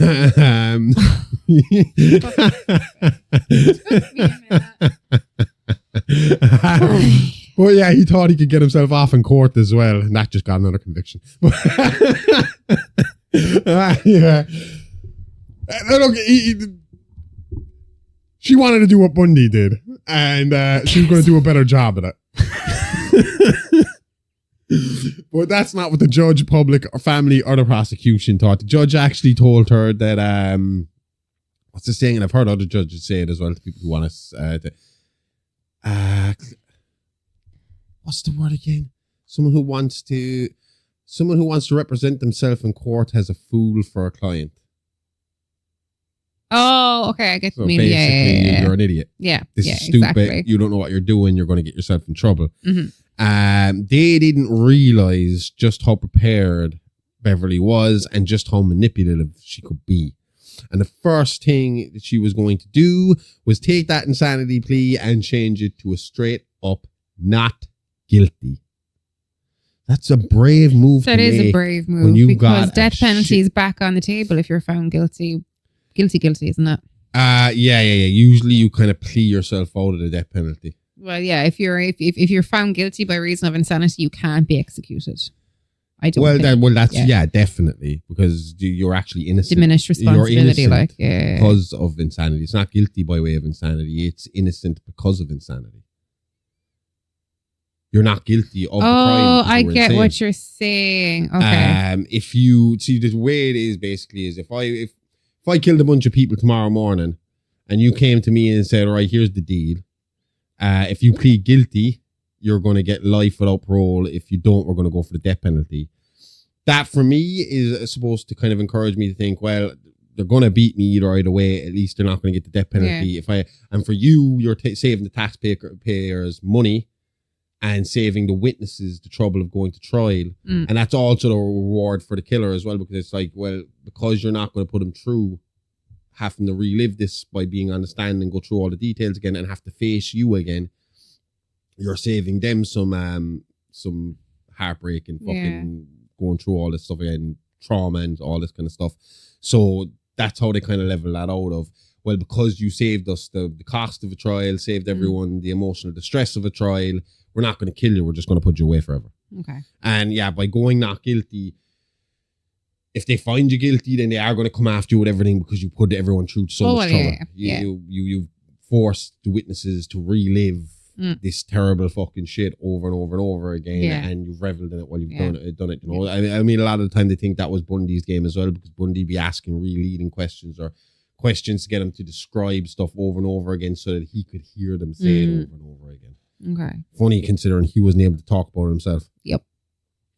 So that's where we're at this point. She is ready, she is prepared, and she is about to manipulate the shit out of everybody that comes in her fucking direction. And the people who doubted Beverly and her ability in the courtroom were about to be put on notice, because the trial began with a bang. And the first witness was one Beverly knew already that she already had a handle on, and that was one of her first victims, the ever torture soul of Dottie Hinkle. Yeah, so one of her lesser victims, but a victim nonetheless. So prosecution calls her, and this is another thing, right? This is another spot where I feel she could have had this even thrown out without getting Dottie to do what she did. Now, Beverly, not being a proper lawyer, wasn't thinking in the frame of mind I'm thinking here. because you're a proper lawyer. No, I'm not. But I have had time to think about this a little more. Yeah.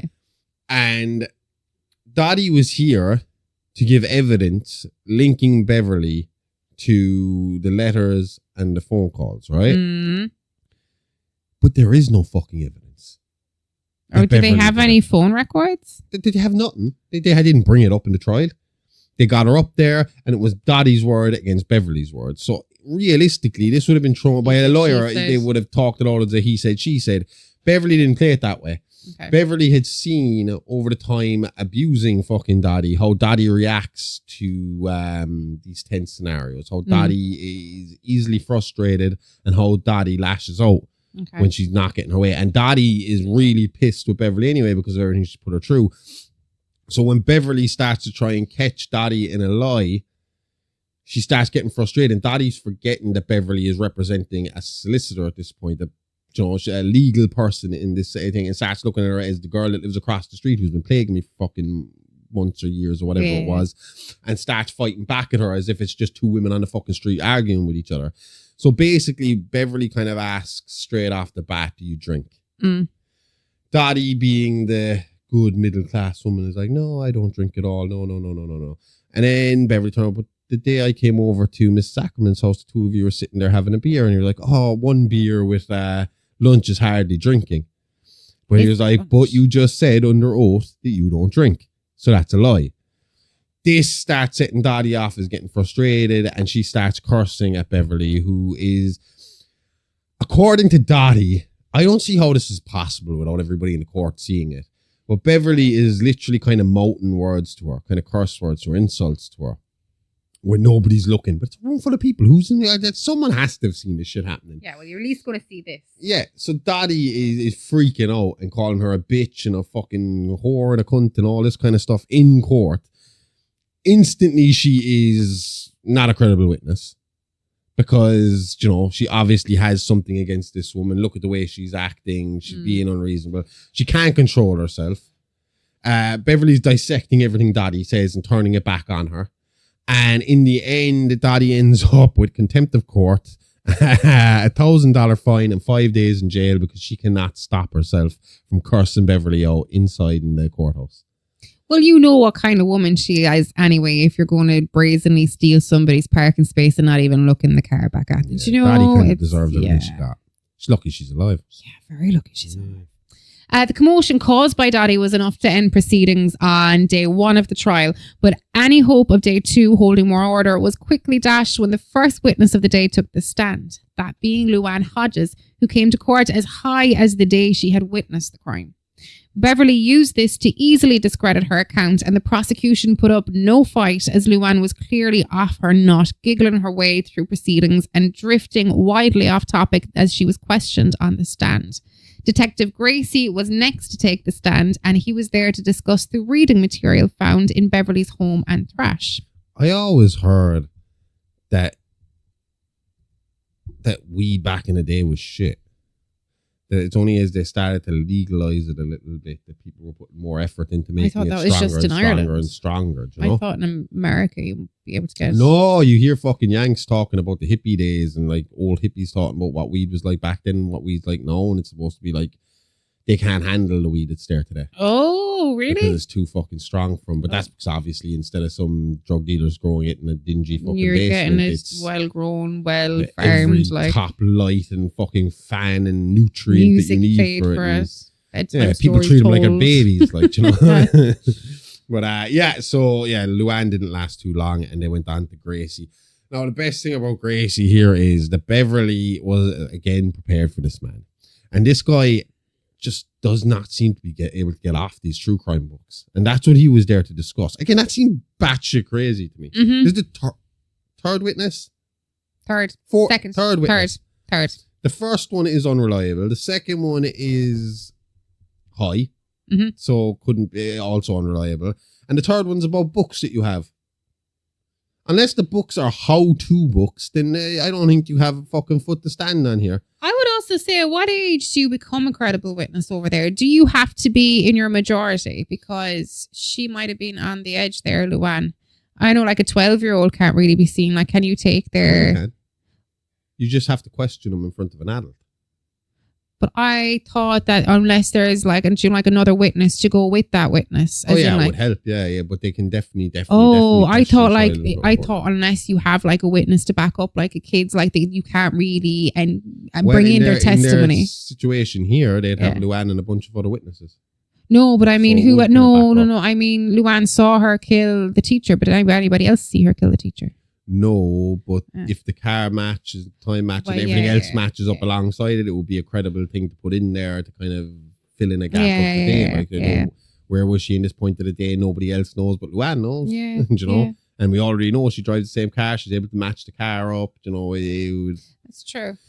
Anyway, Gracie and the books. Now, Beverly had a way of dealing with these books as well because she knew this was coming. They'd been fucking harping on about the books since day one. You know, this was one of the main things to kind of get them looking at her was what books she was reading. And she decided to combat this by getting two friends of hers. She was very good at where she was middle class. She knew how to deal with lower class. Not lower classes in like, not to disparage any lower class people, but she knew she wasn't one of these middle class people who looked down on lower class people. She saw people who worked underneath her as someone that could be used, who'd be loyal to her, who'd help her out with stuff. And she particularly did this with two of the local garbage men. She regularly used to bring out, like, you know, the little mini bottles you get in hotels of whiskey or on a plane of whiskey and so that. She had like a collection of these inside. And every now and again, she'd make sure to come out and give them to the two boys. And she'd make sure that she always had her garbage and her recycling and everything perfect. Yeah. And she'd come out and she'd have a chat with the guys every week when they came to collect the trash. She had asked those two guys to have a look through Gracie's trash. Tell me, is there anything interesting there that we could discredit him with? Apparently, they found a magazine called Chicks with Dicks. And she questioned Gracie and he said, if it's true that my books show the type of person I am and the type of person or the type of things I like to get up to and that I copy everything I see in the books, then can you explain to us what you're doing with this book? And Gracie got extremely upset, had an outburst on the stand, basically telling her he hoped she got fried as well. Another outburst that essentially discredited him as well. Well, it would. So now we are 3 witnesses in and the prosecution is 0. Beverly is 3. She has beaten all of the first 3 people that have come before her. Things are starting to dawn. It's starting to dawn on the prosecution that they might be in a little bit of trouble. They're in trouble there. Now, the next witness was to be my favorite because it's clear that Beverly had been setting this scenario up for a long time. She was coiled and ready to pounce as soon as Mrs. Ackerman took the stand. Now, Rosemary gave a full-blown testimony. Like we said earlier on, while Beverly was killing the Sterners, the cops were talking to Rosemary and Dottie and getting their account of things. So she was basically asked to go back over her account, her statement made to police. Okay. And the statement said that after Carl Pageant had been murdered, that Beverly came back to this stall that they'd set up for Misty and that Rosemary noticed the gore on Beverly's shoe. Okay. And then she put her hand down and touched the fire poker, and that was also covered in blood. Yeah. And she was the one to give the police the fire poker for evidence. She also kind of stated that she at times heard Beverly in rooms screaming at the phone and stuff like that, and that she was a bit funny about that. But she did believe that Beverly might have this in her. Beverly turned it all on her by pointing out, as we have pointed out a few times in this episode, that the magazine that with the letters used to write to Dottie was Rosemary's magazine. Rosemary. The fire poker used to kill Carl was Rosemary's poker. The knife or the scissors used to kill Betty, was it Betty Sterner? Betty Sterner. Betty Sterner. Or Beverly's knife. It was Beverly's scissors. Was So where was Beverly when all, or not Beverly, where was Mrs. Ackerman when all this was happening? And how can she explain it? Mrs. Ackerman got flustered on the stand, was not able to answer the question, essentially not leaving anybody with the, what do they call it again? Without a doubt, what do they say? What did the Americans say? not without- leaving anybody. I don't know what you're trying to say. Without reasonable doubt. Oh, With no reasonable fucking- doubt. There was Okay, reasonable doubt yeah, there. Reasonable doubt, yeah. I get So that. that was there. You couldn't fucking... The way Beverly had worded everything, it was basically a case of everything you're accusing me of, we could easily accuse Mrs. Ackerman right here of. Exactly. And Mrs. Ackerman didn't know how to respond to that and kind of just, Shrank. shriveled up on the phone. Yeah, shrank in the stand and wouldn't say any more. So that was, again, fourth witness in, fourth witness out. Nothing has been proven here so far. Yeah. And we said earlier that Chip Sutphin had taken control of the media rights in regards to the family story, and he'd been working diligently in the background to secure a TV deal for a miniseries based on the book written by Howell. Chip had managed to get some backing with Three's company star Suzanne Summers signing on to play Beverly, but this would turn out to be the biggest stroke of luck as the star entered the courtroom to do some research for the part at exactly the right moment. So the most damning death to happen and the most witnessed death to happen was Scotty's death. Yeah. And Detective Pike was called to the stand to discuss that because he was actually the arresting officer at the scene of Scotty's death. And they pulled out photographs of Scotty's charred body on the stage. Suzanne Summers walked in just as this photograph came into play. And the jury were staring at her. Detective Pike was staring at her. Nobody was looking at the picture. And the picture just kind of went unnoticed. Yeah, pretty much. Yeah. He passed through the courthouse pretty quickly, and everyone was too starstruck and looking at the pretty blonde lady in the corner to worry about what had happened to poor old Scotty. It happened. So Suzanne Summers, Nice. right timing, right place, right time. Save it, because this is the one. If they had really paid attention to this here, Beverly was sunk. This was the one that would have sunk her. Was Scotty's murder. Yeah. Yeah. Because there was very little way of working her way out of that. She's found at the scene, there's shitloads of witnesses. But like I said, the distraction caused there was enough to kind of make everybody forget about that portion of the court case, which is crazy when you think about it. And I'm surprised they didn't try to like fucking appeal the decision afterwards. Because I mean, the prosecution can appeal as well. No, It's they not can. just the fucking defense, you know? Yeah. So you say that was their biggest stroke of luck, but I think the next witness was the one that signed her release form. And that was the ever interesting Marvin Pickles. This guy feels like he has a nasty story attached to him that we could probably, do a full episode on. But let's stick with the small bit first. Despite his original testimony to police, Marvin suddenly completely changed his story on the stand, becoming flustered and looking very overwhelmed. Now, Mr. Pickles admitted under oath that he had lied about seeing Beverly in the men's bathroom moments before the murder of Carl Pageant. And when he was pressed on the subject, he claimed he had just told police what they wanted to hear so as to take any suspicion off himself. Do you know what he said afterwards? Wasn't me. No, he actually got in a lot of trouble for this. Like he ended up doing fucking a couple of months in jail for this. What? For purging himself on. No, I mean, what did he say? He claimed afterwards, this is fucking ridiculous, right? Really ridiculous. Because again, we're in a courtroom, people would have seen this happening. He claimed that while he was being questioned, he could see under the lawyers' desks that were in front of him. And that while the prosecution was questioning him, Beverly pulled up her dress and started flashing him to distract him. That was his excuse to the court when he was brought back in. How was the judge seeing none of this? Because the judge faces the whole room. In the same place. That's what I'm saying. He's full of fucking shit. This guy's just a fucking pervert. Yep. I think he was just imagining the pussy in front of him. Pussy. So that's 6 witnesses on the stand. 5 that Beverly has successfully discredited, and 1 that was ignored thanks to the star power of Suzanne Summers. And so, feeling the slam dunk case slip away from him and with no more witnesses to call, Timothy Naselrod rested his case, and feeling she had successfully shit all over the case and showing the prosecution had nothing on her, so did Beverly. And so began the closing arguments. Yep. So prosecution rightfully accused Beverly of manipulating the whole trial. Yeah. But again, court is all built on evidence and fact, and you just paraded 6 people in front of us here who have completely shit the bed and moved on. Even Pike, he might have been up there to prove a point, but he was so starstruck himself that he didn't even pay attention to the fact that what was going on in front of him. Yep.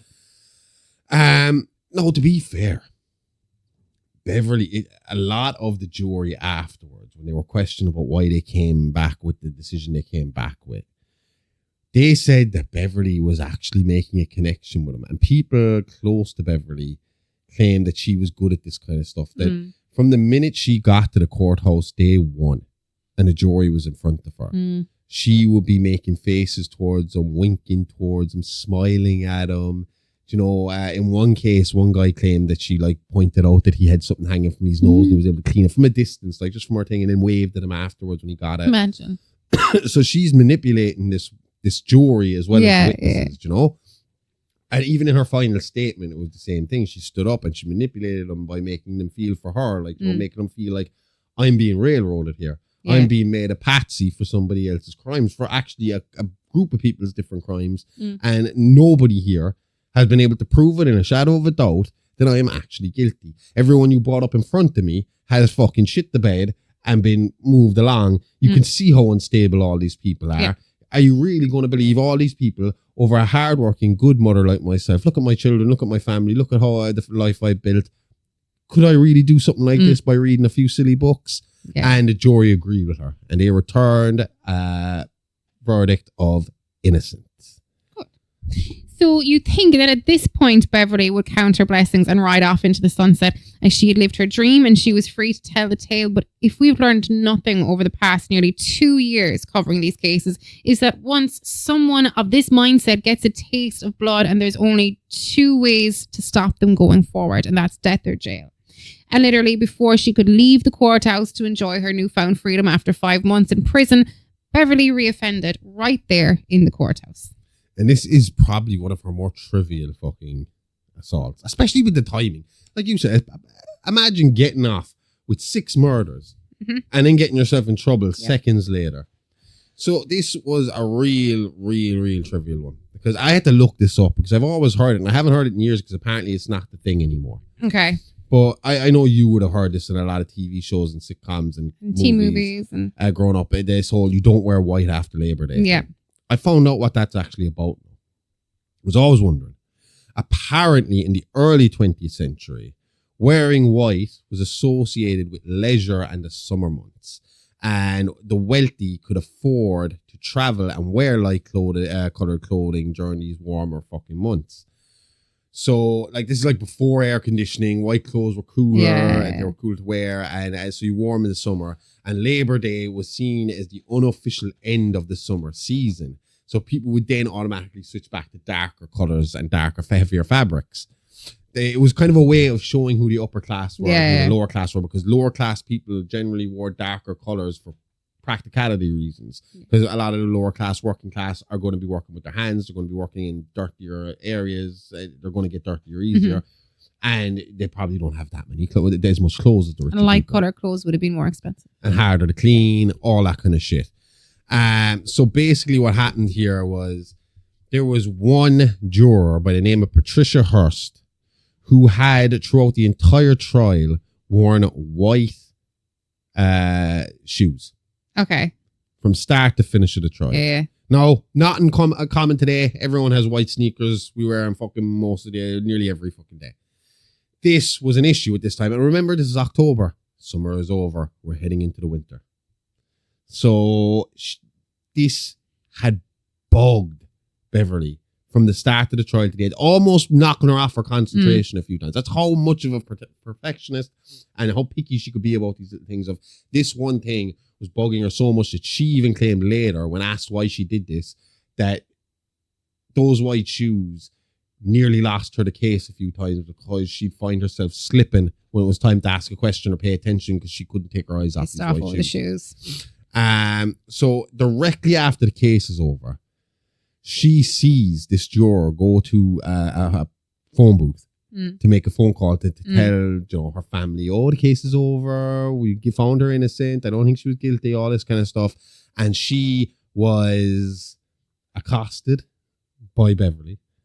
Beverly starts berating her about her shoe choice.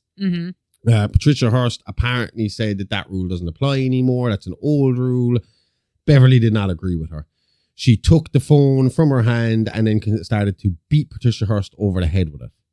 She didn't kill Patricia, so this only went down as an attempted murder, but she did leave her fairly she had a bit of brain damage afterwards. Patricia was not right afterwards. Yeah. She'd do some wacky and barmy shit herself in her life because of these head injuries. That's my story, and I'm sticking to it. She never wore any white shoes again. Yeah, she stopped calling herself Patricia as well. Started calling herself Paddy. Such a weird name. Weird. Paddy Hurst. So Beverly was rearrested and charged with attempted murder, and she was this time deemed insane and not allowed to preside over her own case, being issued a public defender instead. She was sentenced to 10 years in prison with 3 years suspended under strict conditions, parole conditions. But with time served and Beverly's spotless record in prison, she was out in 5. It's not bad, is it? Out in 5 after everything she's done. It's not. You reckon they'd have O.J. Simpsoned her? But that's what I was just thinking. Yeah. I mean, this is proof that in the 90s, it wasn't just black people they were leaving out for murder. or famous black people they were leaving out for murder. Yeah. Famous white people got it too. Well, no, they got it all the time, didn't they? That was the problem. That was the OJ problem, was first Josh. on their side. Yeah. Still the problem. I suppose it does prove that there was a problem there because when OJ got caught for a lesser crime later, they fucking Well, threw my the book God, at they him. railroaded him even. This lady was out in 5. Throughout all this, Eugene stuck by Beverly's side, and after her release, the two of them took the money made from Chip's hard work, making it from films, TVs, and book rights, and retired to an undisclosed location, even though technically none of the money was ever in her name. Because she can't profit from it. Yeah. But Eugene could profit from it. Only Chip and Misty know the true location and say the pair are still alive and well, living their best life, and have focused on putting all the events of 1994 behind them. Beverly has refused to make herself available for interviews since her release, only communicating to the public through Chip. Today, Bev and Eugene are in their early 70s and still going strong. It's not believed that Beverly has reoffended since her release from prison in the year 2000. Meaning she has stopped or gotten much better at covering her tracks. Covering her tracks. I fucking love her. I would love... See, if she was still around and available, I'd have her on the show just to talk about. That's who I'd write the letter to. Good old Beverly. Yep. Yep. Except I wouldn't call her Bev again. I feel like she'd get angry. I'd call her Mrs. Sutphin. I would. That's what I'd call her. Mrs. Sutphin. Thank you, ma'am. Yep. Thank you. Mind your P's and Q's. And that was a nice... I know 6 people had to die for it, but it was a nice story this week. It was a fun story this week. And I felt we needed it, right? Because our plan was to do a whole month of March. Since Paddy's Day is in March, we're going to do the whole month of March to be Irish stories, Irish horror stories. We did. And it turns out that Irish horror stories are hard. Because they're deeply rooted in Horror. Irish history horror. Like, I really like it. It's difficult to do true crime Ireland because it is... You think of us as a happy leprechaun people, but we're not. It just got hard. After 2 weeks of talk, I know we only did one episode on the famine, but we were talking about it for about 2 weeks beforehand. So it was a lot to fucking take all that history in. And then to turn around and leave the famine and get into the fucking Magdalen laundries. Yeah. And I was like, oh, I just can't. And I had like The research for that in itself is hard. The Magdalen. Yeah. And I mean, by the time, like everything's ready to go. We could record that episode right now because we have it prepared to go, like, you know. It's getting into the mindset. But I turned to you and I was like, fuck this, man. I need to do something else before we get back into all this Irish stuff. Something more cheerful. Yes. Like a serial killing mom. Less dead people, I suppose. So, so next week we're going to be getting all serious again. Super serious podcast.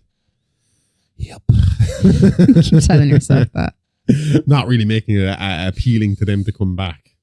Oh, we're brilliant. It's great. Yeah. I swear. Mm-hmm. If you like watching lots of poor, misfortunate women suffer, this is the place to be next week. Now you're going to get weirdos. Oh, I'll be like fucking battered bitches in rain dogs. The battered bitches OnlyFans. Oh my God. Do you know what? I don't know why people give them shit about that afterwards. Fair play to them making their money and fucking cheating these dumbass. No, 100%. Yeah, no. But that money. was fine. But it was her because she hadn't been battered. The other one that was doing it had been hit like once or twice, but it was because she was lying about having been battered. She was emotionally abused. She was way more than emotionally abused. I mean, she didn't know. Fucking Shelby in it, but he was emotionally abusive when he was mentally unwell.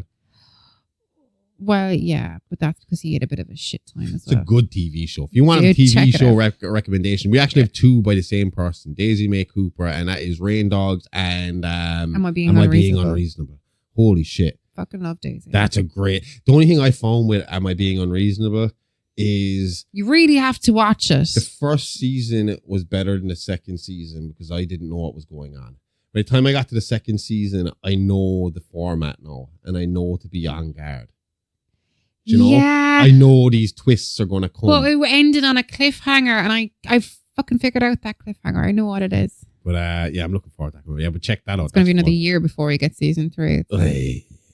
It's fine. But if you, so watch them, and then if you don't have anything else to do after that, and you're like, what am I going to do now? You got to come back and go to our Patreon at the Horrorverse Network, where we have shows focused in true crime, serial killers, ghosts, cryptids, history, and professional wrestling. And like we said as well, you want to check out It's Alive Action, which is our bonus show from this week. We are covering WrestleMania, doing a preview of what we think will happen. I think my John Cena thoughts are controversial, but right.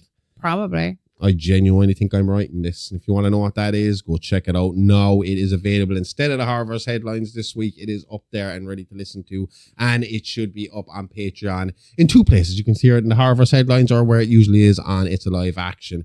And on top of that, we have Wrestling with Time coming back this week as well. And we're going to be covering Lou Tez during our Rise and Fall of the NWA storyline.